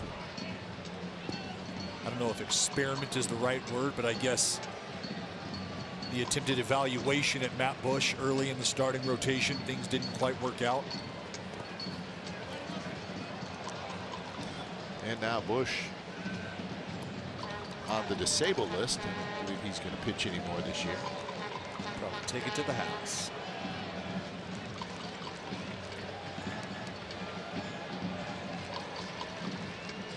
Two and two the count. Piscotty was hit by a pitch in the second inning, and then he scored on Simeon's home run. And he has grounded to short. Talked about Piscotty in the open of our show. He's the A's hottest hitter right now. I mentioned it early, since August 20th, Kite.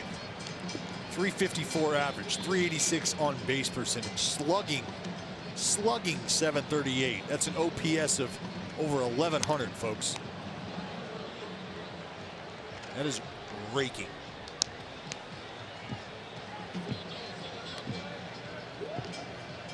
So the count remains 3-2. Right at 100 pitches for Gallardo in 4 1/3 innings.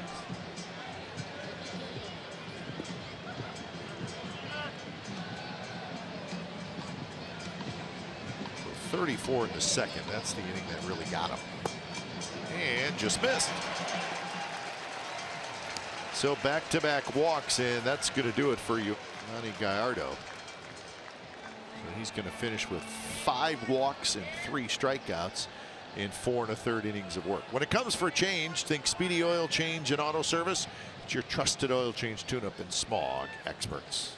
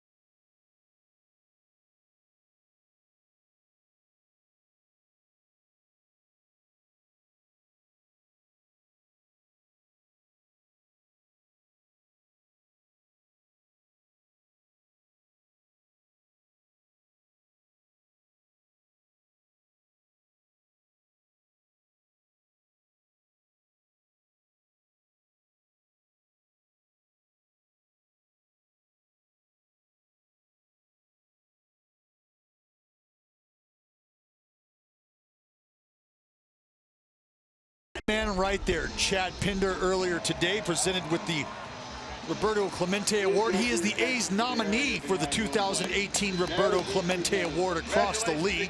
Chad Pinder and his fiancee Taylor, they have teamed up with the School of Imagination in Dublin, California, founded back in 2011. The school is committed to bringing out the extraordinary in every child by offering groundbreaking early childhood education programs. And he and his wife, along with teammates that he has enlisted, have made themselves very comfortable and have made and continue to make a huge impact in not only the lives of the children of the School of Imagination, but the parents and everyone else involved. So congratulations indeed to Chad Pinder. Chad Pinder in the on-deck circle as Marcus Semien hits. He's a nice young man, isn't he, Chad Pinder? He's an awesome dude. He really is. Friendly. Well, friendly and, you know, kind of no nonsense. Yeah. Shoot you straight. Something you don't get a lot of these days. Connor Zatzik is the new pitcher. 96 miles an hour. That's a little high, and now it's 2-0. That's right, and it gets higher, Kipe, and I know what you mean, location, but we're talking 96 to 100 out of the right arm of Connor Zatzik. Curveball, slider as well.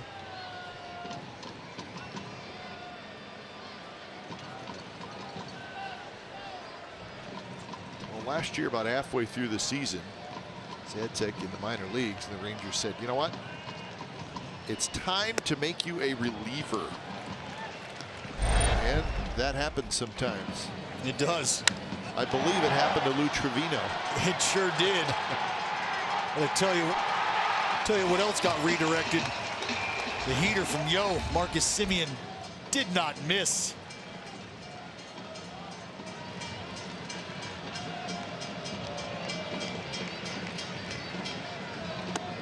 Strike on the inside corner, so the count 3-1. And sometimes you got a lively arm, stuff plays, maybe just struggle commanding the ball over the course of a game.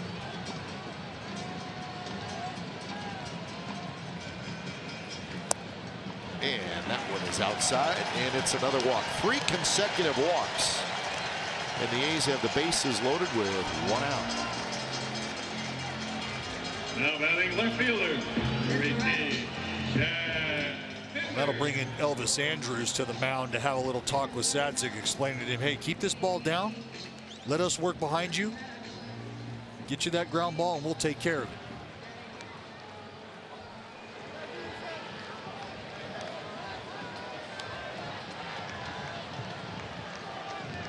So Pinder with a great opportunity.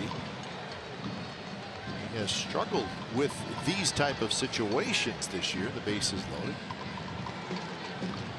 And that one sails right over his head. It just missed his bat and somehow went into the glove of Falefa.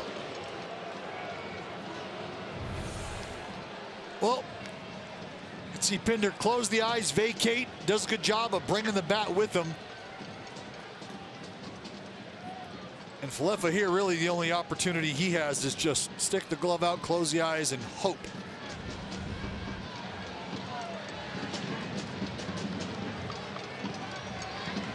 That one outside, and now it's 2-0. Zadzik looked in like he wanted it. It really was not a strike. And he has not shown that he's got that great a control yet. Sort of the way it works at the big league level. That'll happen.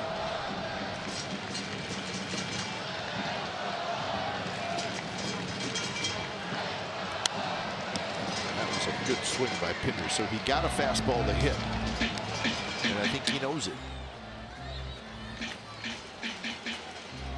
Yeah, 96 in the zone right now from a guy who at any point in time could start painting you with upper velocity off speed. You want to get to that heater.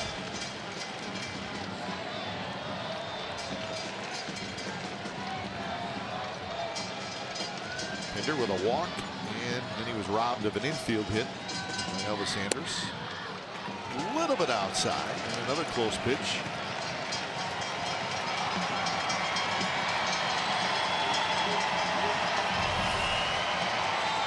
The strike zone disappears the farther up you go, and the farther out you go. Probably why Zadzik didn't get the call here. Nothing but damage on the mind to Chad Pinder, 3-1. Pinder, another good swing. Boy, he got that fastball right out over the plate. Watch this location. It's the one you want. Just tardy.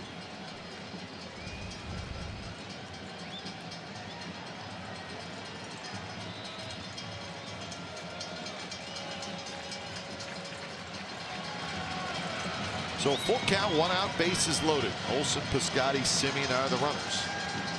3-2 pitch, high fastball, popped foul again.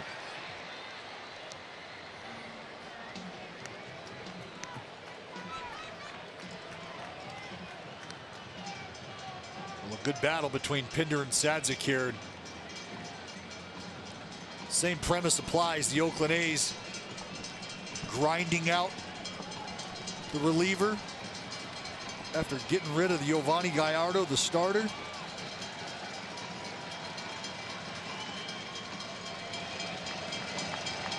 Another 3-2 and a slider, and he struck him out, and you have to give Zadzik some credit because that was a pretty good pitch. Tip your cap there. But it's also one of those at-bats that we talk about this a lot, where in an at-bat, you're probably going to get one pitch to hit. And Pittner got two, and he fouled them both back. He did. He got a couple fastballs, and I think that's probably what will stick with Chad with this at-bat, is he knew he got a couple pitches that he should have handled, that he could have handled.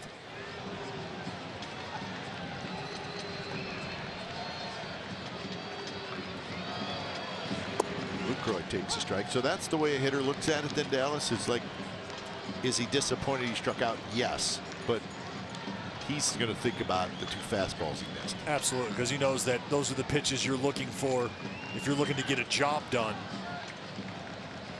Trying to get something up, out into the outfield.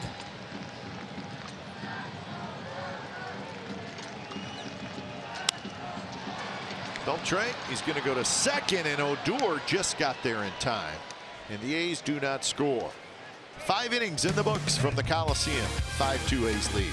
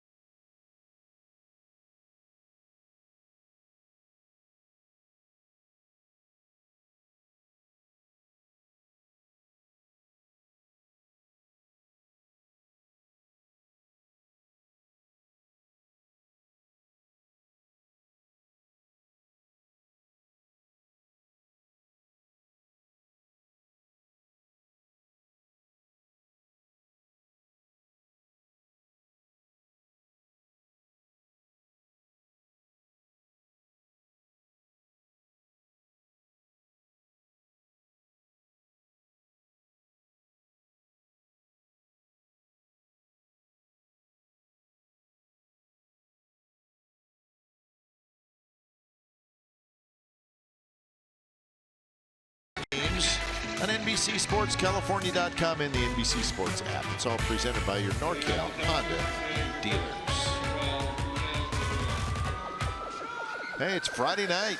School's out.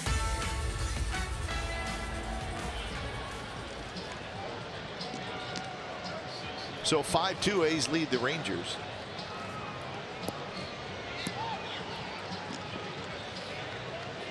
So Odor, Andrus, and Mazara, as Yusmeiro Petit had a very good 5th inning. Melvin's trying to get one more inning out of him, but Buchter is ready. And remember, there's a whole bunch of left-handed hitters in this Rangers lineup, so he's probably going to pitch in this game at some point.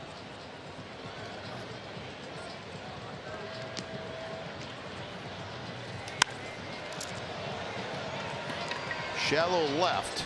Pinder in. Pinder's got it. So 4 batters faced by Petit, 4 batters retired. And as you start to start to look at things, you talk about Buchter. He could be in line to stare down a potential Joey Gallo-Guzman matchup next time around.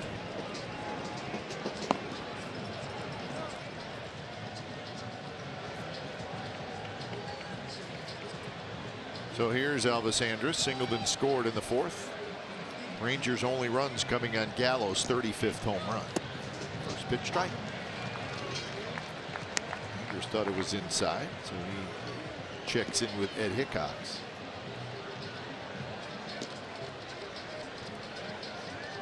See Elvis say, I'll probably go check that.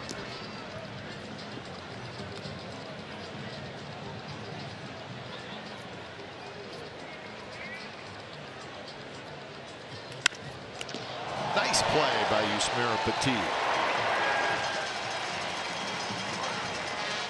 He grabbed a chew comebacker to end the 5th, and he does it with 1 out here in the 6th. Athlete. That's all that means. You finish up in a position to defend yourself, Kipe. What do I always tell you? There's a reason the mound is in the middle of the diamond, Kipe, and that's because the pitcher is the best athlete on the field and the center of the universe. Okay. Probably a little biased. Well, they certainly are the center of attention, right? We do our best. We do our best. But on a serious note, especially for a relief pitcher, something you absolutely want to be able to do is defend yourself. Late inning game situations, got to be able to catch and throw the baseball. Popped up. How about this 2 innings of work for Yusmeiro Petit? 6 up, 6 down with a strikeout. Bottom of the 6th coming up. A's 5, Rangers 2.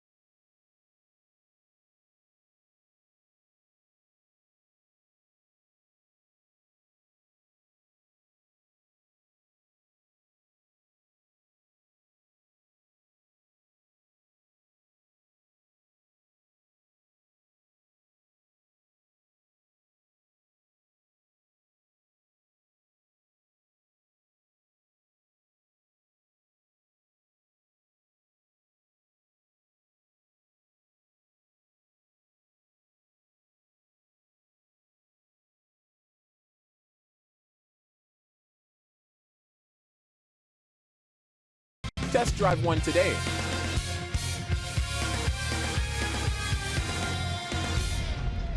Bottom of the 6th, the A's with a 5-2 lead over the Texas Rangers. The A's know that the first place Astros won tonight. They are also keeping an eye on the Yankees and the Mariners. But all in all, the A's just keep rolling along, trying to get back to the postseason for the first time since 2014. Hey, when it's time for change, think Speedy Oil Change and Auto Service, your trusted oil change tune-up and smog experts. Adrian Sampson. His number's in AAA.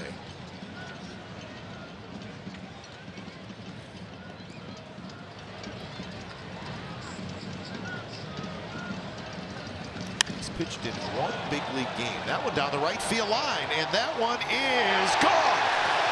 Hit the foul pole. Laureano has a 2-homer game.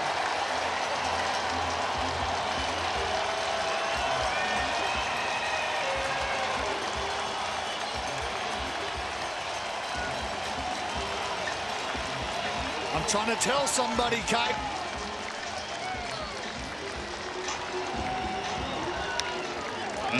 Third baseman. Lift off in the leadoff spot. The laser Ramon Laureano delivering the opposite field blow here. Look at that. That's living right. Guzman hustling over, and not quite. So Ramon Laureano off the right field foul pole.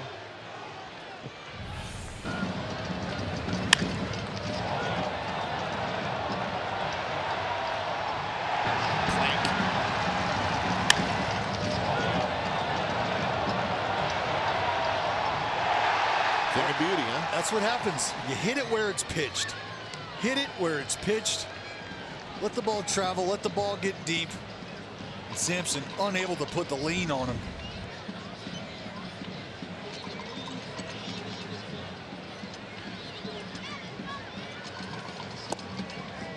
One and one the count to Matt Chapman. So 3 home runs in the game by the A's. 2 by Laureano, 1 by Simeon.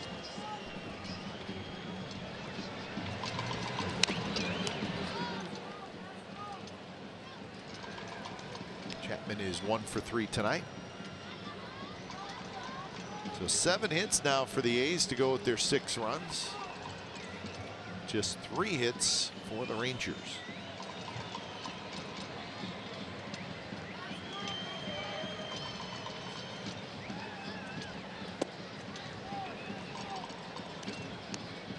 Five home runs this year, 4 against the Rangers. Uh-oh. That ain't good. That ain't good, Kite. They got a guy like that down there already in Oakland. Spread it out. Yeah, Chris Davis beats up on the Rangers on a regular basis. Now Laureano's doing it. Laureano, a huge part of the A's success. And when we talk about guys getting better and taking those next steps, that's a guy you have to think of. Chapman swings at a pitch in the dirt. So 1 away. Get your calculator, Kite. We're going to StatCast here on the homer from Laureano. And the laser, 102 off the bat, 27-degree launch angle, 352 feet away from home plate, up that foul pole.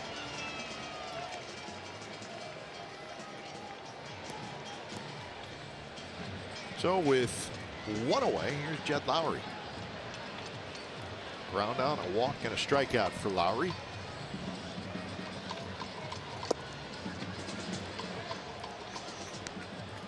Talk a lot about the depth of the A's lineup, and when you say a lineup has depth, it's just the fact that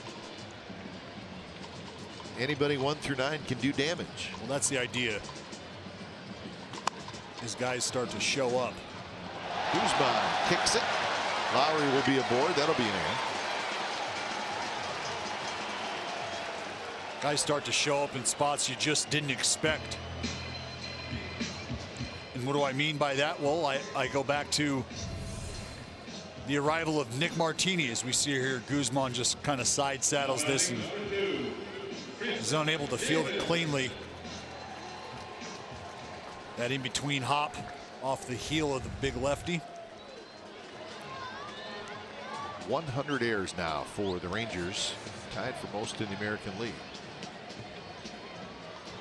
We think about Nick Martini showing up and the patience he showed early on in the leadoff spot. A couple big knocks late in some ball games, but just becoming a presence at the top of the lineup.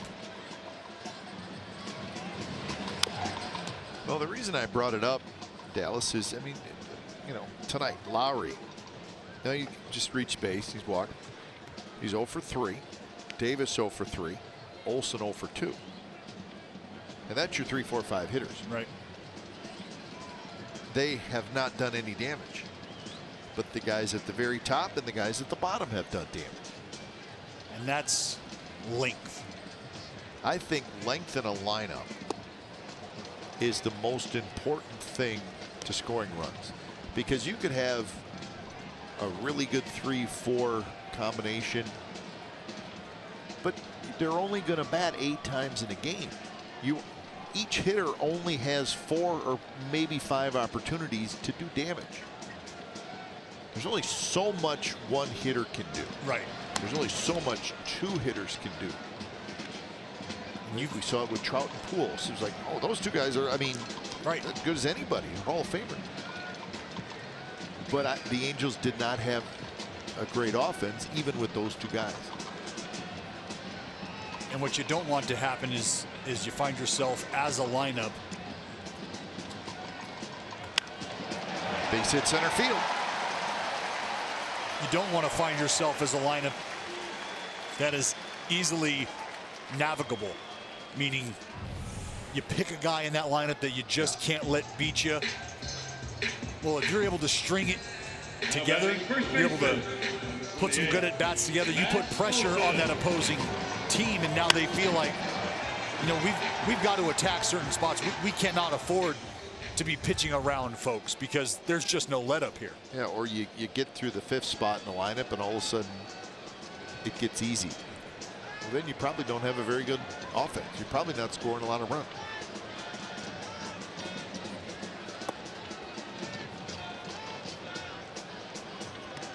It's just, to me, it's when you only come to bat 4 or 5 times, there's only so much damage you can do. And there's so many more at-bats out there for everybody else. Right.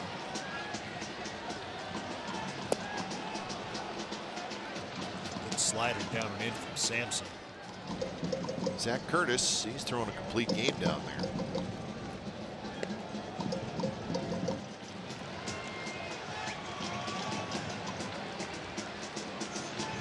1-1 to Olsen, 2 on 1 out, a run in on Laureano's home run. That's a fair ball, kicks off Guzman, rolls into shallow right field. Lowry's going to come in to score. 7-2 the A's lead.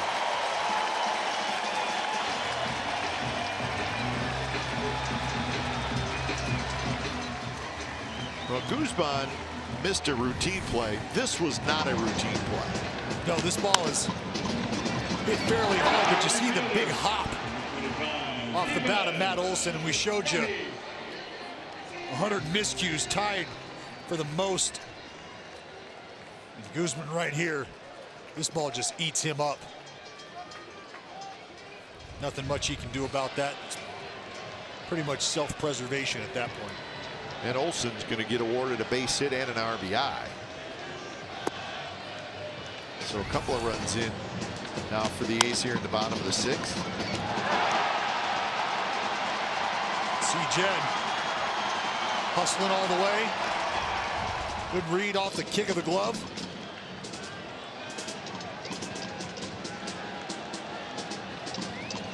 Want to know to Piscotty. Where Piscotty is sitting on the hitting streak. Got an 8-gamer going. Piscotty's been on base twice tonight, but without a hit. He's hit by a pitch and he walked.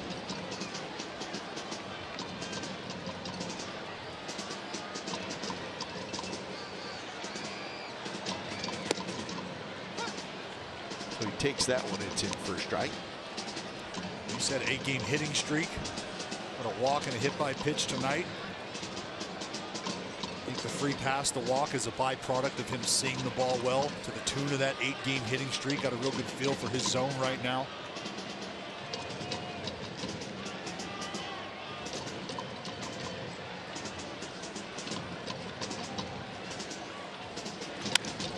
Hit up the middle, and that's a base hit. It's going to be an RBI. The hitting streak will be extended, and it's 8-2. Stay high, Stephen Piscotty. Well, that's why I brought up the walk, the free pass. This is about being patient for Stephen Piscotty. Mentioned him having a good feel right now for the strike zone. Pitches he can handle with authority. It's a heater, middle. Right back up through the box off Sampson. That'll close the book. So Sampson is done. Not a good outing. We'll be back.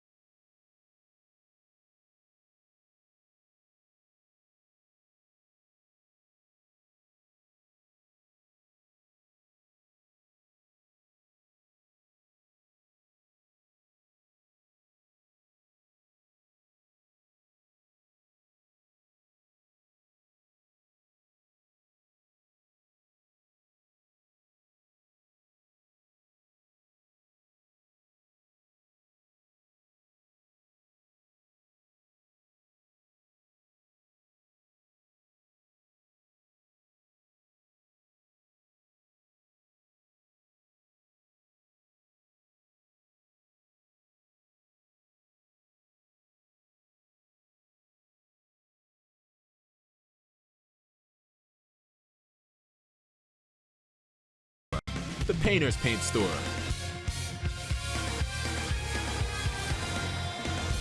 So the A's have scored 3 times here in the bottom of the 6th, and they are still batting. So it's now 8-2. A's over the Rangers. They stole our dance, Kite. They did. Yeah, we were doing that in between innings. No, we were not. Zach Curtis, his first pitch, somehow, someway, did not hit Marcus Semien. Well, I'll tell you, it's good hitting right now. Marcus Semien might just be telling a fib.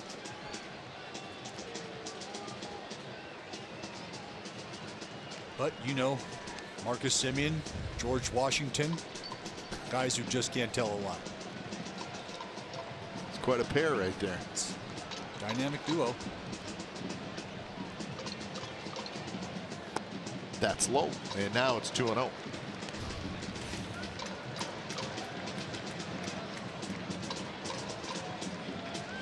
Just the 10th appearance for Zach Curtis. Not a bad run in AAA. 3.18 ERA over 42 games. 3-0. 51 innings, Kipe, 60 strikeouts. For the lefty, lefty's hitting 147 against Curtis. So.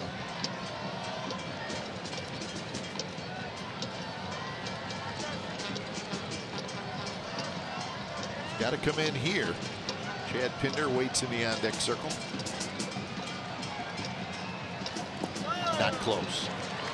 4-pitch walk, and the A's have the bases loaded again.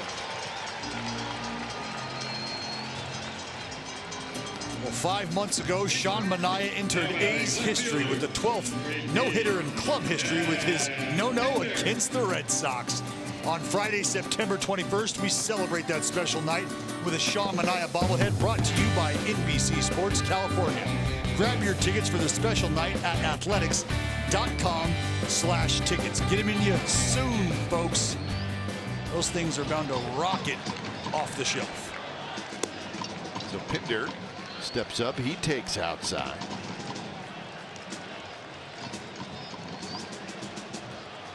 So Pinder hit with the bases loaded in the 5th inning. He struck out, hitting with the bases loaded again here in the 6th.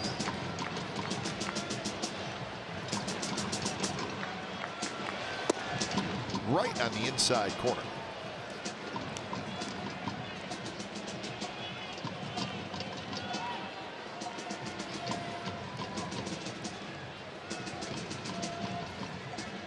A good time for Chad Pinder to get his first hit.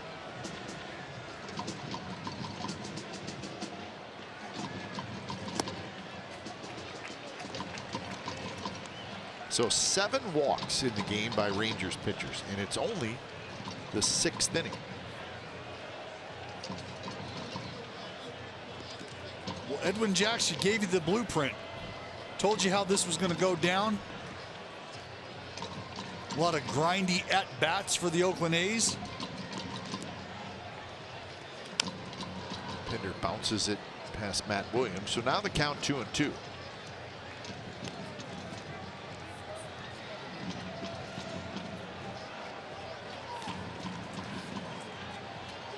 You're going to leave the yard with a souvenir and a memory. Good one.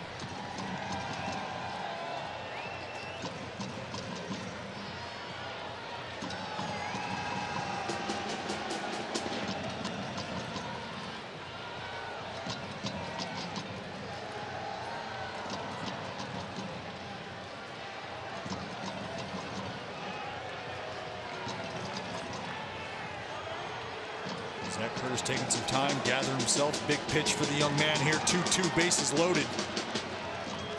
Could be 1 pitch away.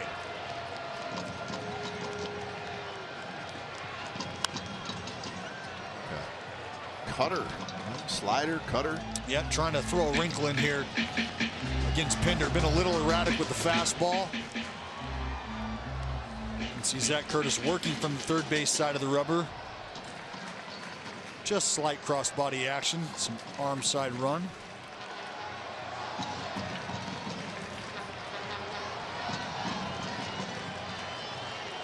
Another 2-2 coming up. And he got him. So he went with the same pitch. That one was down a little bit. Well, I think that's where he wanted this thing.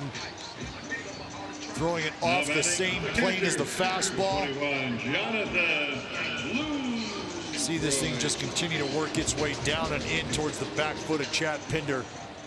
Chad unable to drop the head and get to it.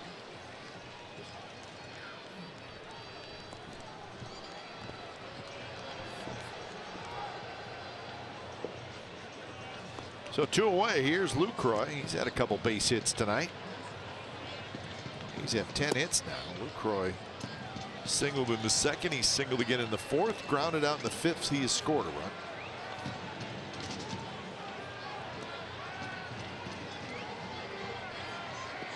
Not a bad go for a guy who got a late start to the season.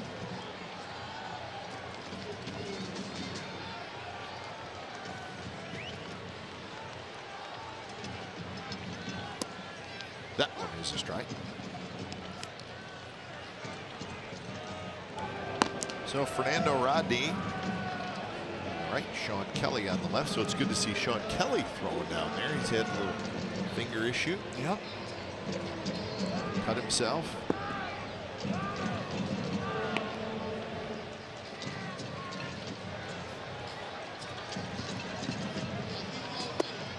Fastball right on the inside corner.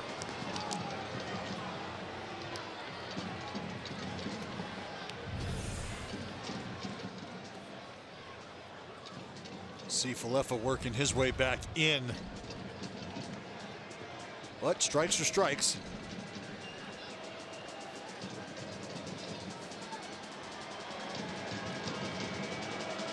So Lucroy behind in the count. Olson is at third. Piscotty at second. Simeon at first. See Curtis trying to work that backdoor slider to the righty Lucroy.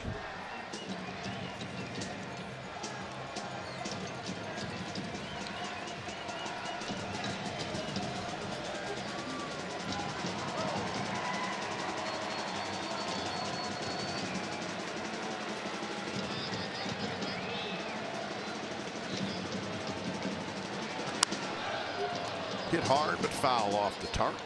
Rolling down toward the A's bullpen. Well, Curtis the lefty trying to work that slider in off the fastball to these right-handed hitters. Had success with Pinder.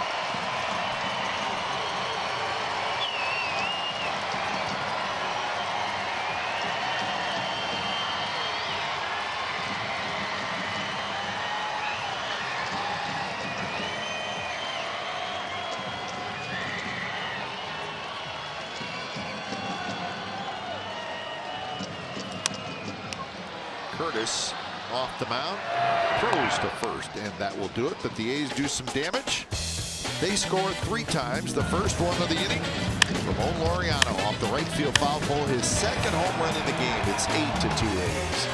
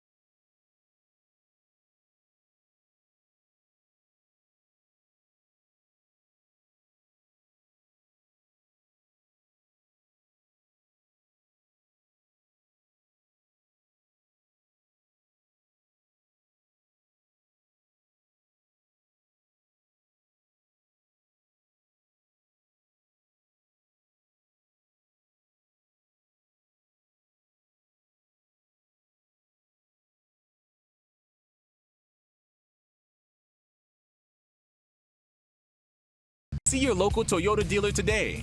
Toyota, let's go places. By Southwest Airlines. Low fares, no hidden fees. That's transparency. And by Xfinity. X1 will change the way you experience TV.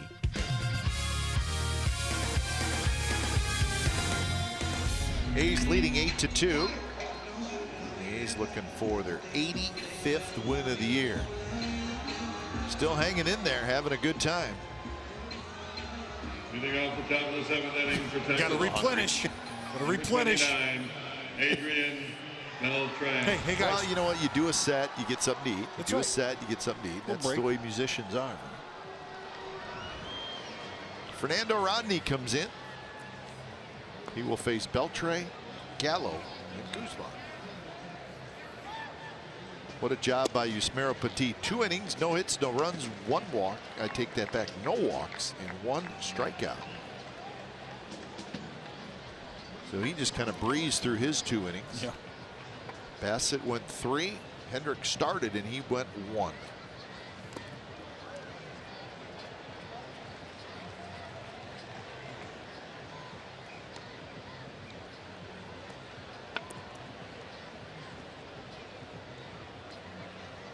Beltre, a walk and a line out to center field. Beltre with 3,149 career hits. Maybe another one.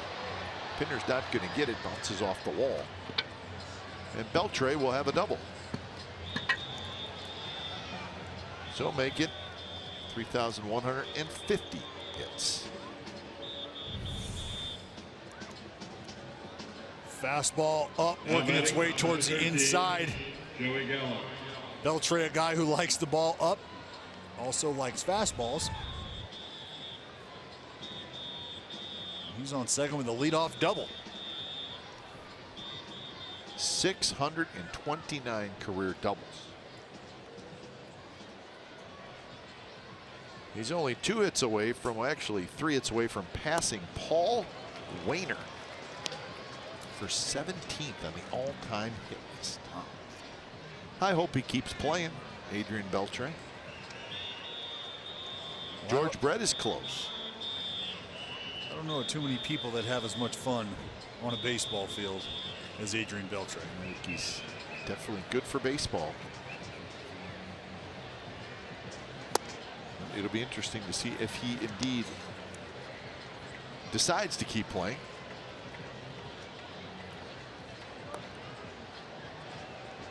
Beltre is 39 years old.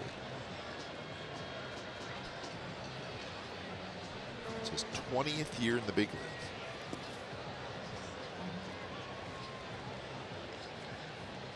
leagues. A youngster with the Dodgers in 1998. That's when he went to the big leagues.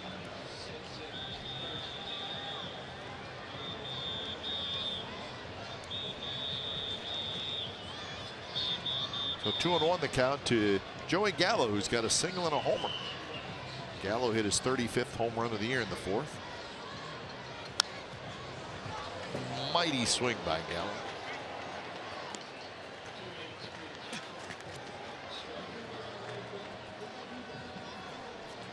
Of all the hitters in baseball, I think Joey Gallo has the best home run swing, where he's trying to launch every time. Yeah. And it looks like he's doing it, and he doesn't care if he strikes out. I mean, look at that. Let's go. I'm just going to swing as hard as I can, and I'm a big, strong man. Well, I'll take you back to the 4th inning cut where he did make contact. And to your point, lift off. And you can see Piscotty hanging out at the wall, just waiting for this thing to make its way down. He's the guy in the golf course that gets on the tee box and says, I'm gripping it. That's right. And I'm ripping it. He's the guy at the driving range that pulls the driver out of the bag. First go.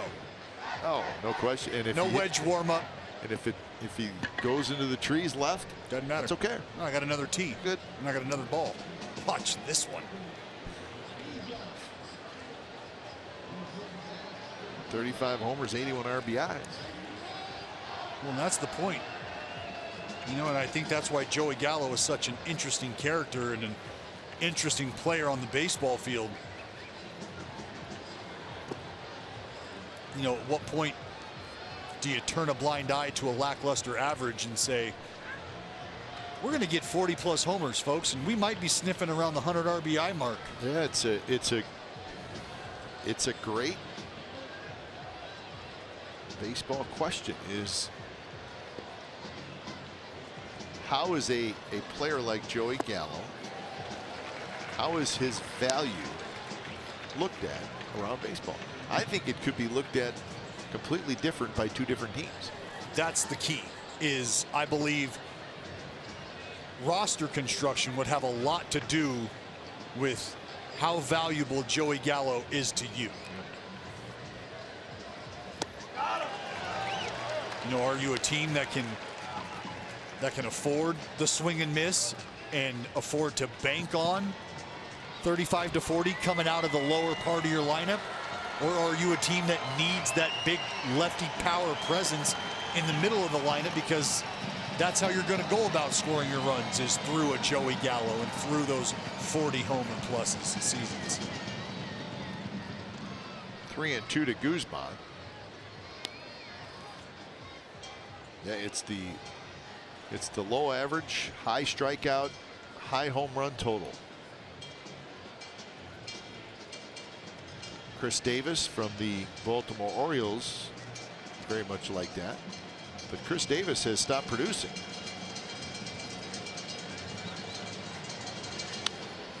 That one hit down the right field line, could be trouble, and it is off the very top of the wall. Beltre, he's going to come in to score. Guzman has a double to make it 8-3. So a couple doubles in the inning here against Fernando Rodney. This is a changeup that doesn't get down to the bottom of the zone. Guzman catches this thing out front. Good four-seam rotation off of the four-seam fastball from Rodney. But this pitch just stays up, and that's what gives Guzman the chance and the opportunity to get those arms extended, get around that pitch, and with authority off of 330. I think Bannister might have these umpires take a look at that ball off the field, and that's exactly what they'll do.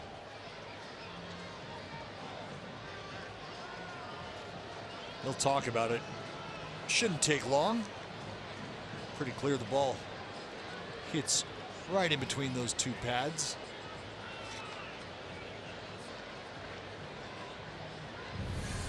Take a peek here.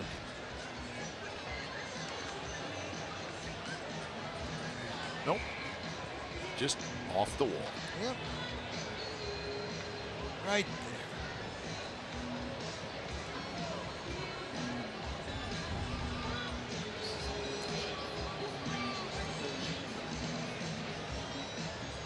So not a manager review, but a crew chief. So that does not cost Jeff Bannister anything.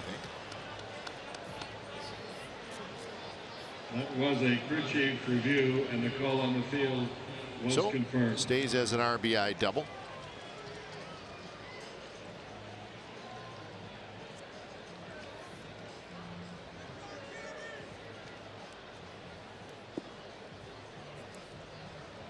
So now it's kind of Falefa. And he takes a pitch that's high. Third at bat for Falefa. He has struck out and hit a fly ball to right field.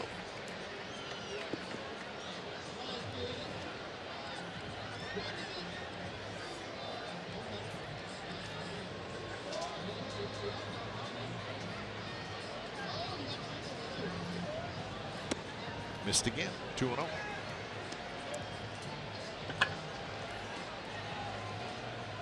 Fernando Rodney struggling some. We're just trying to get that fastball back in the zone. He hung that changeup, and that can rattle you.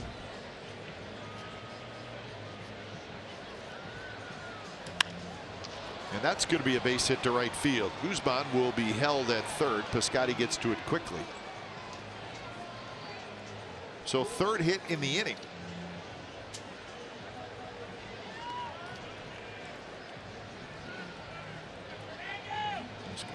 Scott Emerson's going to chat with the veteran Fernando Rodney. Well, this is just about location. That's really what this entire half inning has been about. This ball up and working its way in, but Falefa, a strong young man, stays inside, able to fight it off. Now batting, number 18, Drew Robinson. So here's the 9th place hitter, Drew Robinson.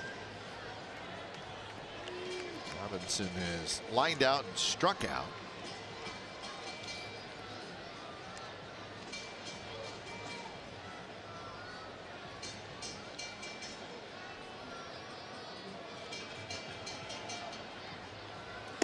And that first pitch is a strike. So the only out in the inning so far was the Gallo strikeout. He had Guzman down to 2, wasn't able to bury the changeup. Falefa fights off a heater.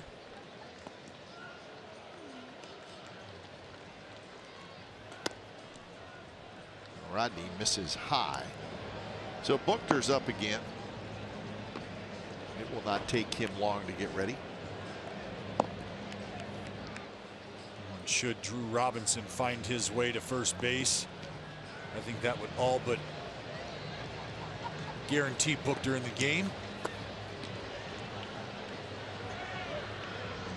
And frankly, I'd have to think if Fernando Rodney is able to get rid of Drew Robinson here, it might be a case of going to Buchter anyway for that left on left against Chu. That certainly looks that way.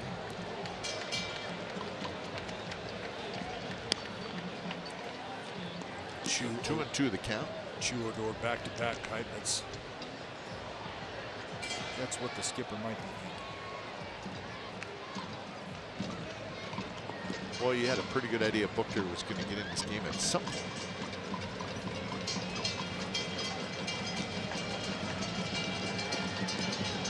2-2 pitch. Here it is. And Robinson goes around. Robinson, all he needed to do is to put it in play, had a chance to get a run home, couldn't do it. Now batting. Well, touch it with 2, as they say. Just put it in play, make the defense work.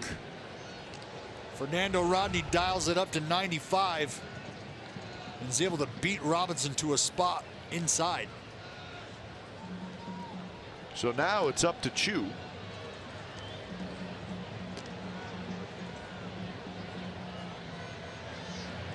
Chu is 0 for 2 with a walk, and he swings and misses that changeup, which is the pitch that Rodney really likes to throw to left-handed hitters. Well, you can see why. Located, thrown with effective arm speed. I mean, this pitch has the ability to wipe lefties out. What a play by Lucroy, saved a run.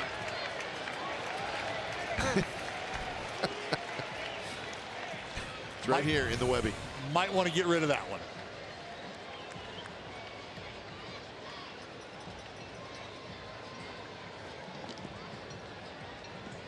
So a great play. Phenomenal effort.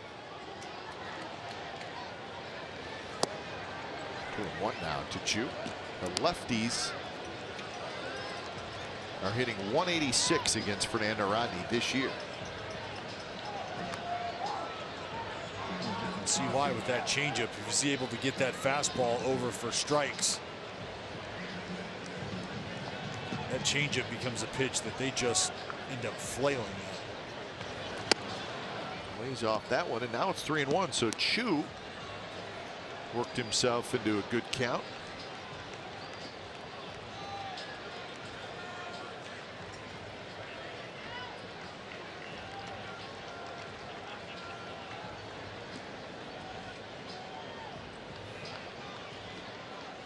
Buchter's ready.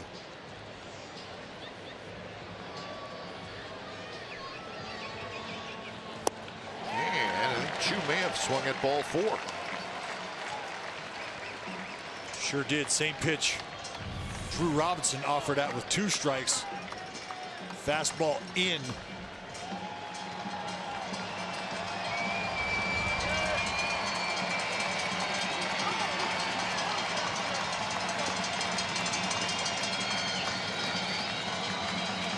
So 3-2, 2 outs. The runner at first is Falefa, so he'll take off. Olsen plays behind him. And Chu takes inside. He walked in.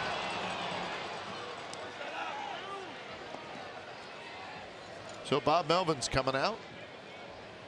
And we got a pitching change. Buchter's coming in to face Odor with the bases loaded.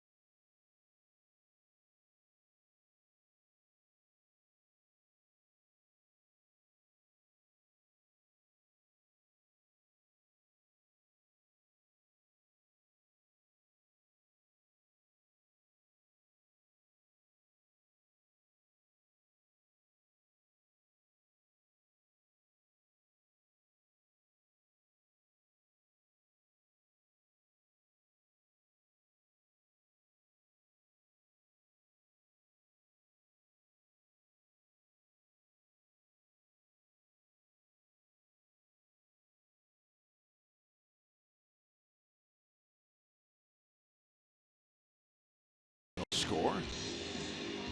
It's good news. Now batting, 12. And it's bad news. Odor. I prefer to look at it from a good news standpoint. I'm always a half full kind of guy. Yep. So the A's with a chance to, like Brody said, stretch it out a little bit more. I just feel like take care of the team that's chasing you first, and then worry about the team that you're chasing after that. Here's Odor, bases loaded, 2 outs. Buchter in.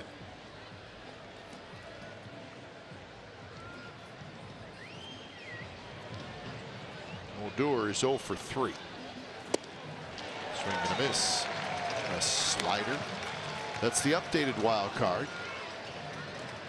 So the A's now trail the Yankees by 4 for that #1 wild card spot. You know the rules. The #1 wild card team hosts the #2 wild card team. And the American League wild card game will be on Wednesday the 3rd.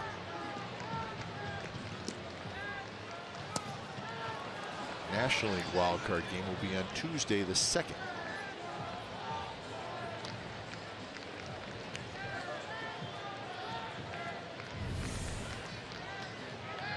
See here, Luke goes down. Might have anticipated this thing catching dirt. Might have been a cross up. Not really sure. Kind of an awkward block there from Luke on a fastball up.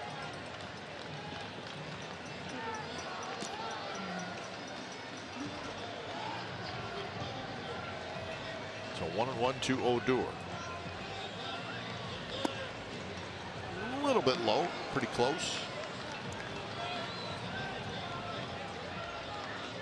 First pitch slider, they get the swing. They try to go back out there with the heater.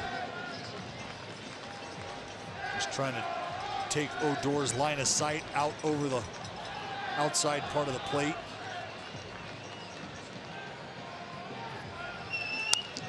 Good swing there. He got the pitch he was looking for.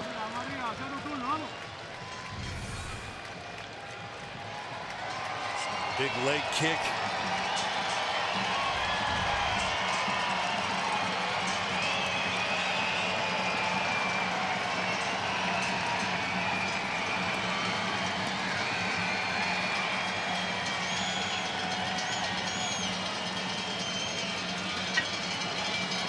Booker sets 2-2. Right field. Piscotty back into right center, and he's got it near the wall. So the Rangers leave them loaded. 7th inning stretch time.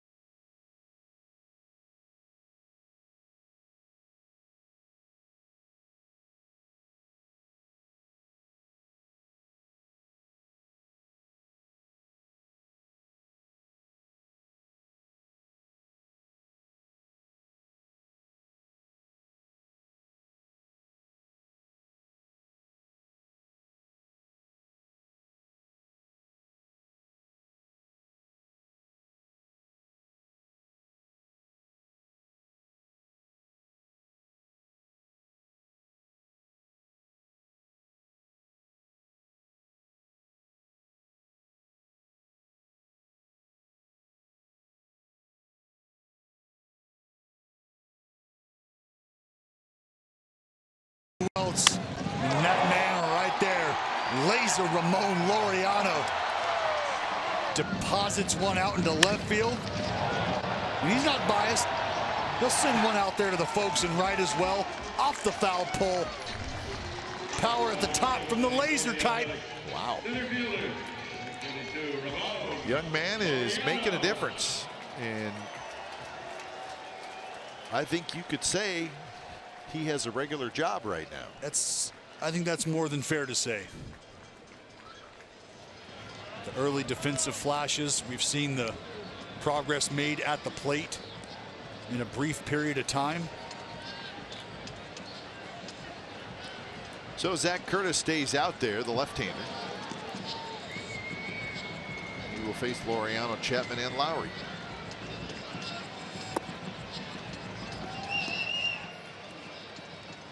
First player in A's history to have 2 multi-homer games within the first 30 games of his career. First player, not Oakland history, A's history. KC, Philly.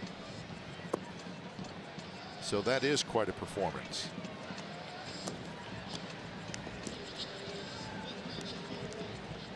Again, this is game number 29 for Ramon Laureano.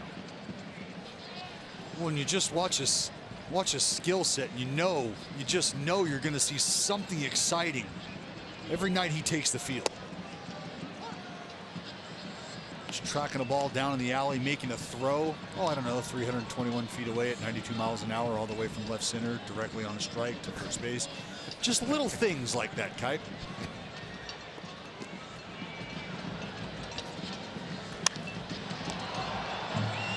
Right field, it's a long run for Mazzara, but he's going to get there, and he makes the catch. So that's out number 1. We should also remember that Laureano is only 24 years old. Just a youngster. 24 years old, so another Now batting third baseman, young, 26, talented player for the Athletics. It's hard not to be excited. Well, and you mentioned the good mix of veteran talent along with the youthful exuberance of the Oakland A's. Starting the infield with the two corner stones, the two corner pieces, and Olsen and this man right here, Matt Chapman. Strong up the middle with the veteran presence in Lucroy, Simeon, Lowry. Plug in the youngster Laureano. Good swing by Chapman.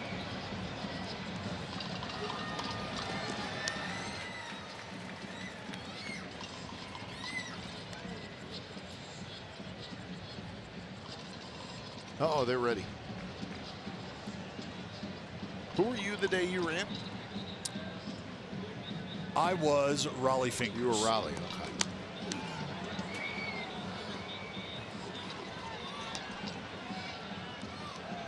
Hey, Xfinity X1 customers say, show me the Oakland A's in your X1 voice remote. Get live stats on your TV. Change the way you experience TV with Xfinity X1.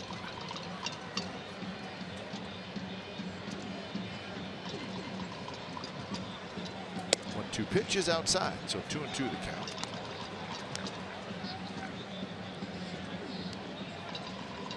Matt Chapman is 1 for 4. Struck out his last time. That was in the 6th inning.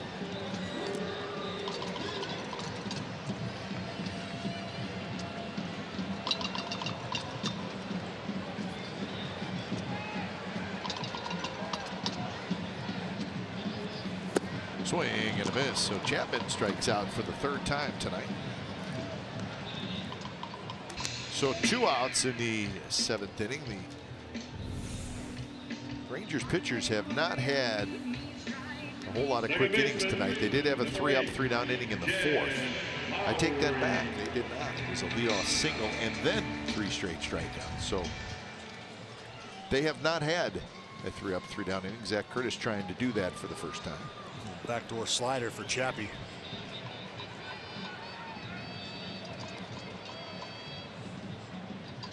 So Lowry hits from the left side for the first time.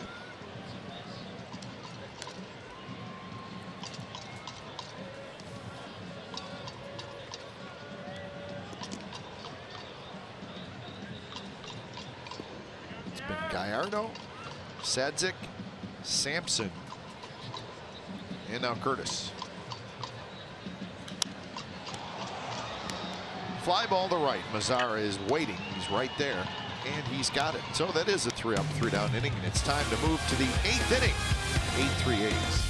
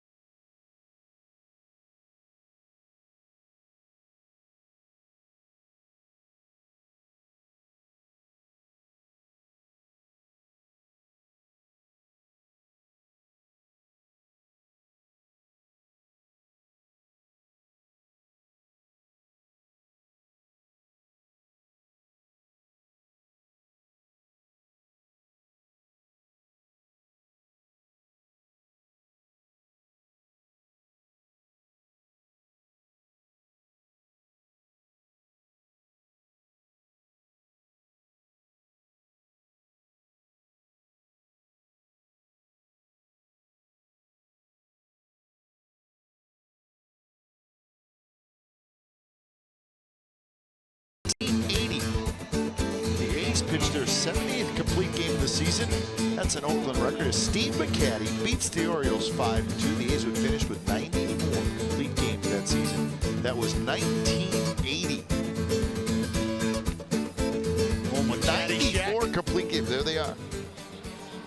there's your starting rotation, and then throw in Bob Lacey. Manfred. 28 complete games. It makes you think, what, like, I mean, they had to occasionally, like, be having a bad start, get knocked out, right? But not a lot. No. They had 60 in 1981, and then all of those guys' arms fell off. No, just joking. That's a lot of work.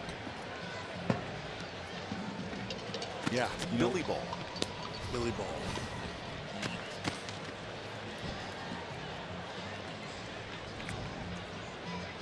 So Jerry's Familia comes in. My, how times have changed, Kite. The 95 complete games in 80. How many did we have last year? If you, let me do carry the 2. 1. We had 1. Unbelievable. If you really think about it. So Olsen grabs that, so that's out number 1.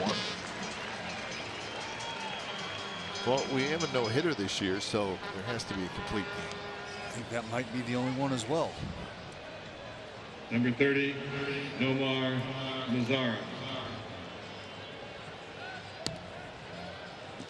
Sean Manaea on the disabled list, and obviously quite a bit of concern whether he will pitch again this year, but the longer he's out and doesn't throw, obviously the possibility grows less and less. I think it's growing less and less each and every day. Yeah.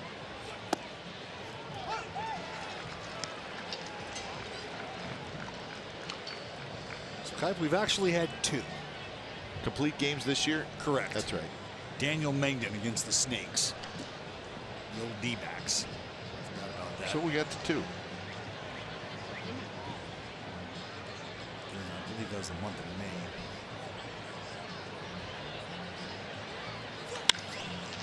Hit hard, and that's a base hit through the ship. Mazara has his first hit.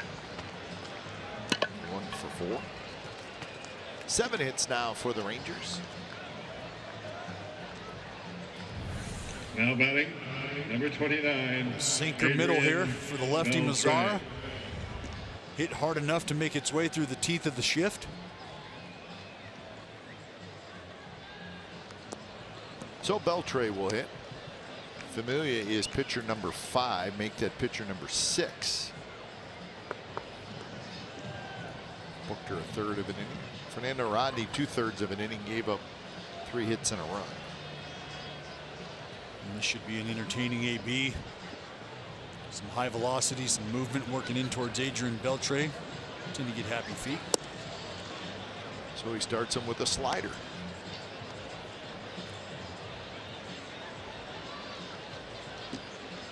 Adrian's never met a fastball he didn't like. Time to ambush late in the ball game, down by 5.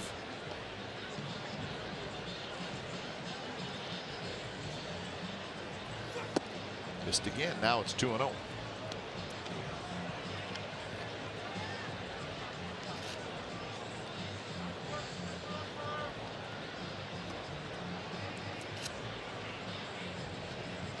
Crowd tonight 15,572.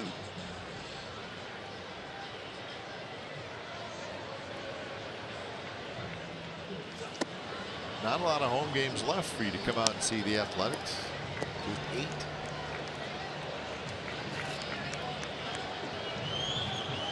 Tomorrow, Sunday, and then that final homestand. 6-game homestand. I'm sure these folks have downloaded their apps. I'm not telling them anything they don't already know. Nope.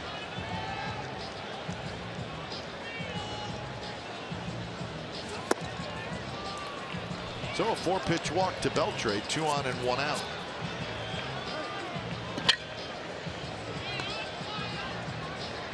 Well, we've seen Rodney struggle tonight, and we're now watching Familia struggle for the second time out in a row. And you do want to get these guys work, but you also want to make sure that they're in positions that they understand we still got to get these outs. I know it might not be the most attractive scenario, but this is an opportunity for these guys to iron out those kinks.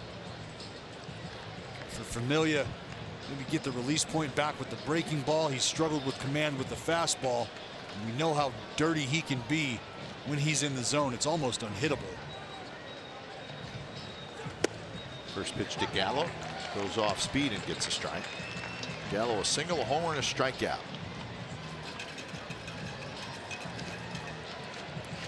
So Joey Gallo this year with 35 home runs and 185 strikeouts. Whew.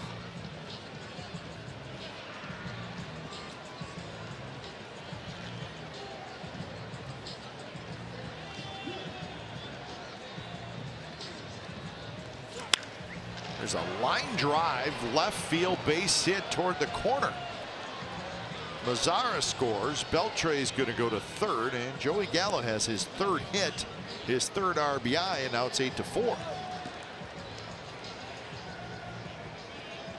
How about that? Joey Gallo with a rocket to left. Now batting. A four-seam fastball up. Not that same sink you're used to seeing on the two-seamer. Gallo just punches this thing down the left field. So 22 doubles to go with the home runs for Gallo, and here's Ronald Guzman.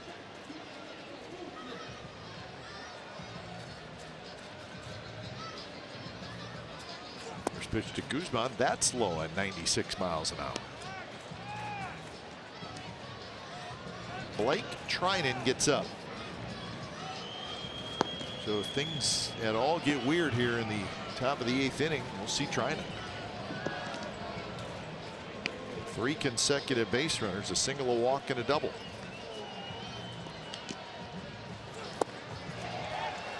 Guzman swings wildly at that one, 1-1. Guzman knocked in a run in the 7th with a double. Hit it right off the top of the wall down the line.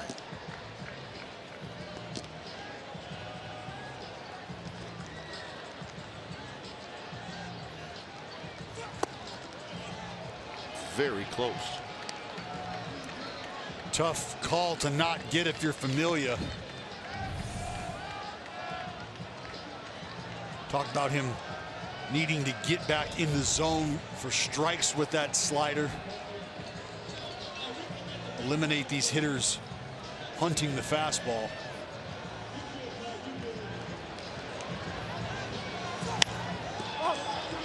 Chapman through the coach's box. He's got it. Good pitch by Familia as he really locked up Guzman. Big, tall hitter like that. Yep. Probably likes the ball out over the plate. I think you're right, and you can see big, tall. He likes to create leverage, pitches down in the zone, probably more to his liking. Familia forces him to make a decision, attacking the hands. Correction on the batter. So here is Jurickson Profar, who's going to pinch hit for Falefa. Number 19, Jurickson Profar. Profar has played a lot lately, not in the lineup tonight. 15 homers, 69 RBIs, 32 doubles and 6 triples. So pretty darn good season for Jurickson Profar.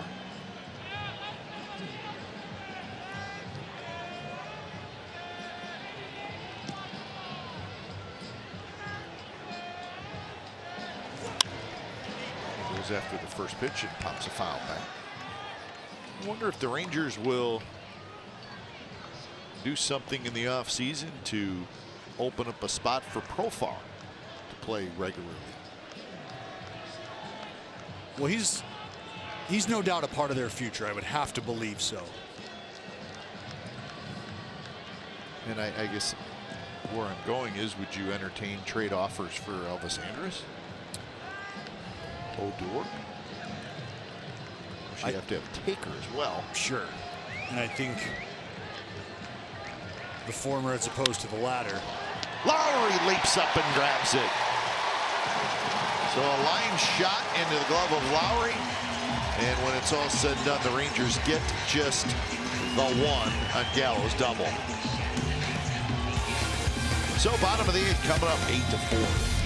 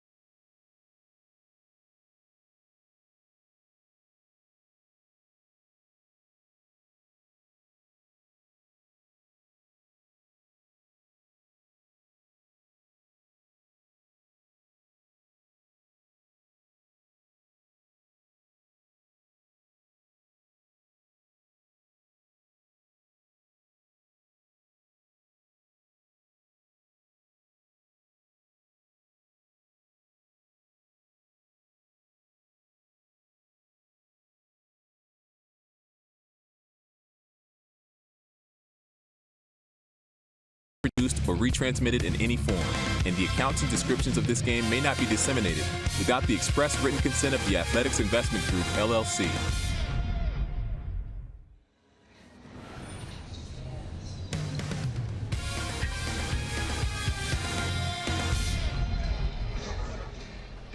All right, here's our game summary brought to you by your local Toyota dealer. 4-8-1 for the Rangers, 8-10-0 for the Athletics. Gallardo got knocked out in the 5th. Chris Bassett came in the 2nd inning. Hendricks started. Bassett went 3 innings. 2 home runs tonight for Ramon Laureano. Also Marcus Semien with a home run. So the A's have hit 3 long balls. They lead it 8-4. And it is the bottom of the 8th inning. Pitching change. Big left-hander C.D. Pelham comes in. Making just his 2nd appearance. Got knocked around in his 1st appearance.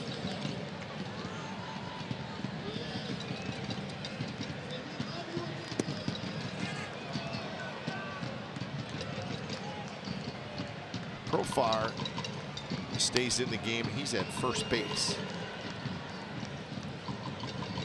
Robinson Chirinos is your new catcher.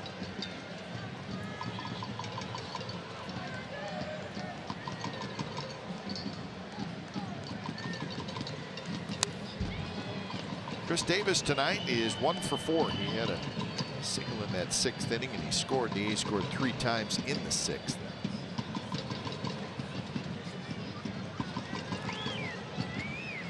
C.D. Pelham got a quick arm, 94-98 from the left side. That one hit well left center field. Robinson hustling back. Robinson, a couple steps in front of the wall, makes the catch. Chris Davis just kind of went down and flicked that ball. And he hit it to the warning track. Yeah, it's some strong hands, some strong wrists. This is a breaking ball down. Slightly away, you can see KD backside vacated just a touch, all upper body.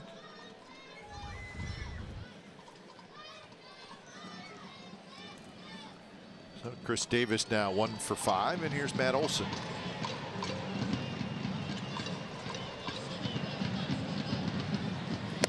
Matt Olson takes a fastball at 98 miles an hour, and it's inside.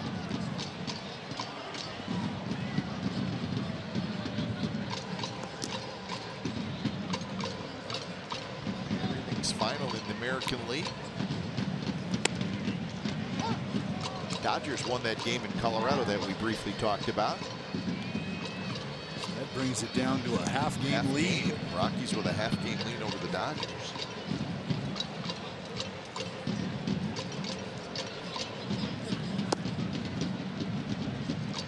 Only other game still going on is Arizona and the Braves. Phoenix.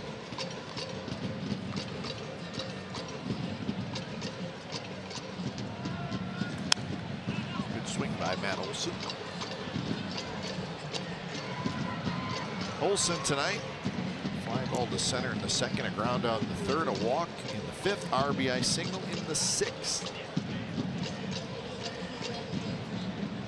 I'll tell you, just watching Pelham kind of reminds me of a big lefty that spent a long career in the big leagues. Darren Oliver. You got it, Kipe. Well, there's only one way to get the first crack at 2018 postseason tickets, fans, and that's to become a member of A's Access. That's right. A's Access, you get general admission access to every single 2019 regular season home game, a plan of reserved seat tickets, and significant benefits. Plus, A's Access comes with 50% off concessions, 25% off merchandise, and awesome parking benefits for the rest of the regular season. Learn more at athletics.com/2019 today. A's Access, every game. So 2 away. Here's Piscotty, his fifth at bat. Another productive game for Stephen Piscotty. He's been on base 3 times, hit by a pitch, a walk, an RBI single to extend his hitting streak to 9 games, right? Yep, 9 games, counting today. He has scored a run and he has knocked in a run. Beltre has this one.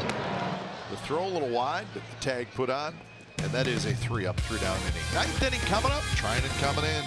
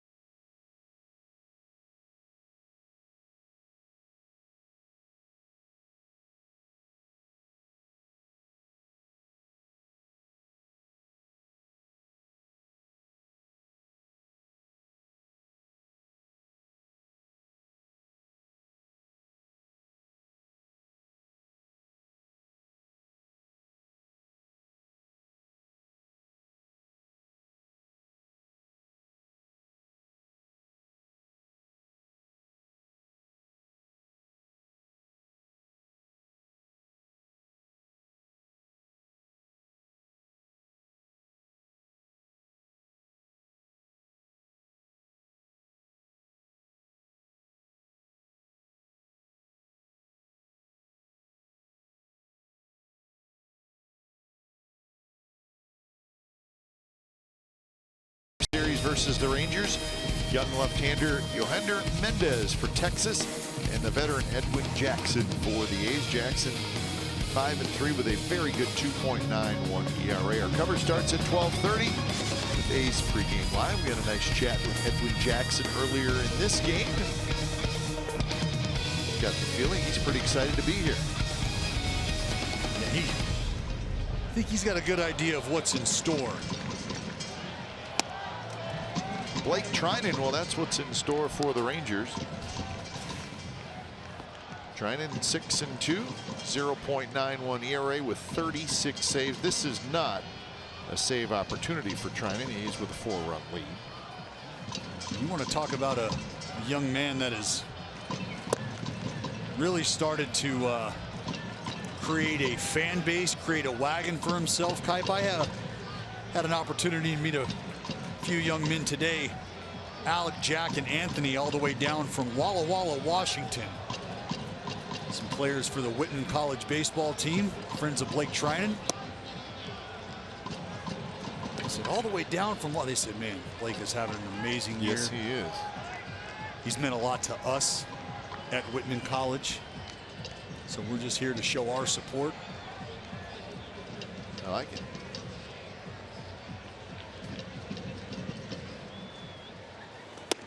Well, it's not uncommon now, and you just hear people talking about the season in baseball. Now I'm not talking about people here. I'm just talking about all through baseball. They said, you know what, Blake Trinan may be the best closer in baseball. Well, I don't think there's a question about that at this moment in time. And again, a heavy dose of bias. Well, I think if you look at the playoff teams, or the potential playoff teams, the Red Sox got a good one in Kimbrel, although he maybe he's still very good. Maybe not quite as dominant this year, but still very good. Very good. Yankees have Betances, but they're without Chapman. The Indians still have Cody Allen, who's very good. Andrew Miller is on the disabled list right now. We've seen the Astros a lot. Osuna. I don't think any of those guys that I just mentioned are having a season like Trinan. Edwin Diaz from the Mariners may be Trinan's equal. Yeah, and I think some of the numbers, if you really dive into them for Diaz, as far as the dominant factor goes, you'd be pretty impressed. Swing and a miss. 99 miles an hour. It's 0-2 to shoot. Just 99 elevated slight arm side run.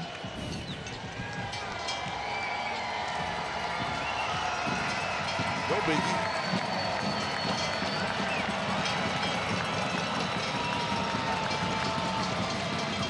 So 0-2 to Chu, who has walked twice, struck out, and grounded out.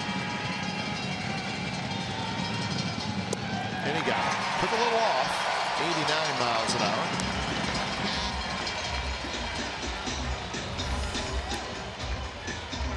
There you go. There's that curveball at 89. You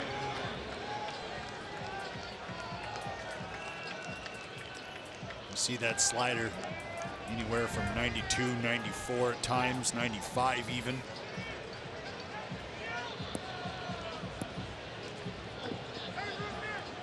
So here's Odor, who is 0 for 4.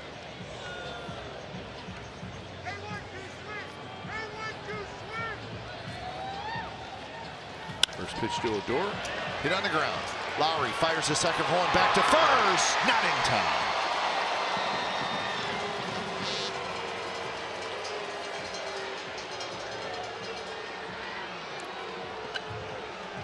Well, great effort by Jed and Marcus Simeon here. See Jed with a clean pickup. Marcus clears himself with a turn, but Odor running hard out of the box from the left side. Tough cat to double up.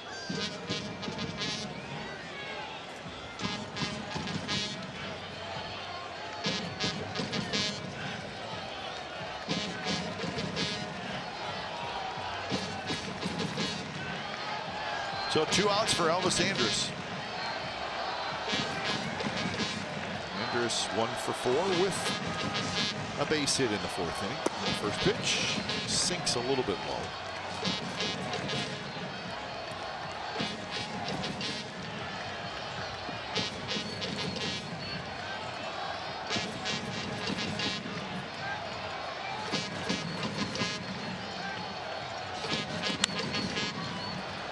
Left field, that's Pinder coming in. Pinder's got it. And that's the ball game. So the A's rolling along. The homestand's now 5-2 with 2 to play. And here's the updated Weston wild card. The A's remain 3.5 back of the Astros, but they now have a 6.5 game lead over the Seattle Mariners for that second wild card spot. That's a 6.5 game lead with 20 to play for a postseason spot. So all good tonight in game 1 of this 3-game series. 3 hours and 17 minutes was your time of game, and it was played in front of 15,572 fans on a beautiful Friday night. Final score from the Coliseum: the Athletics 8 and the Texas Rangers 4. Time now for Brody Brazil and A's post-game live. Let's head out to the Treehouse.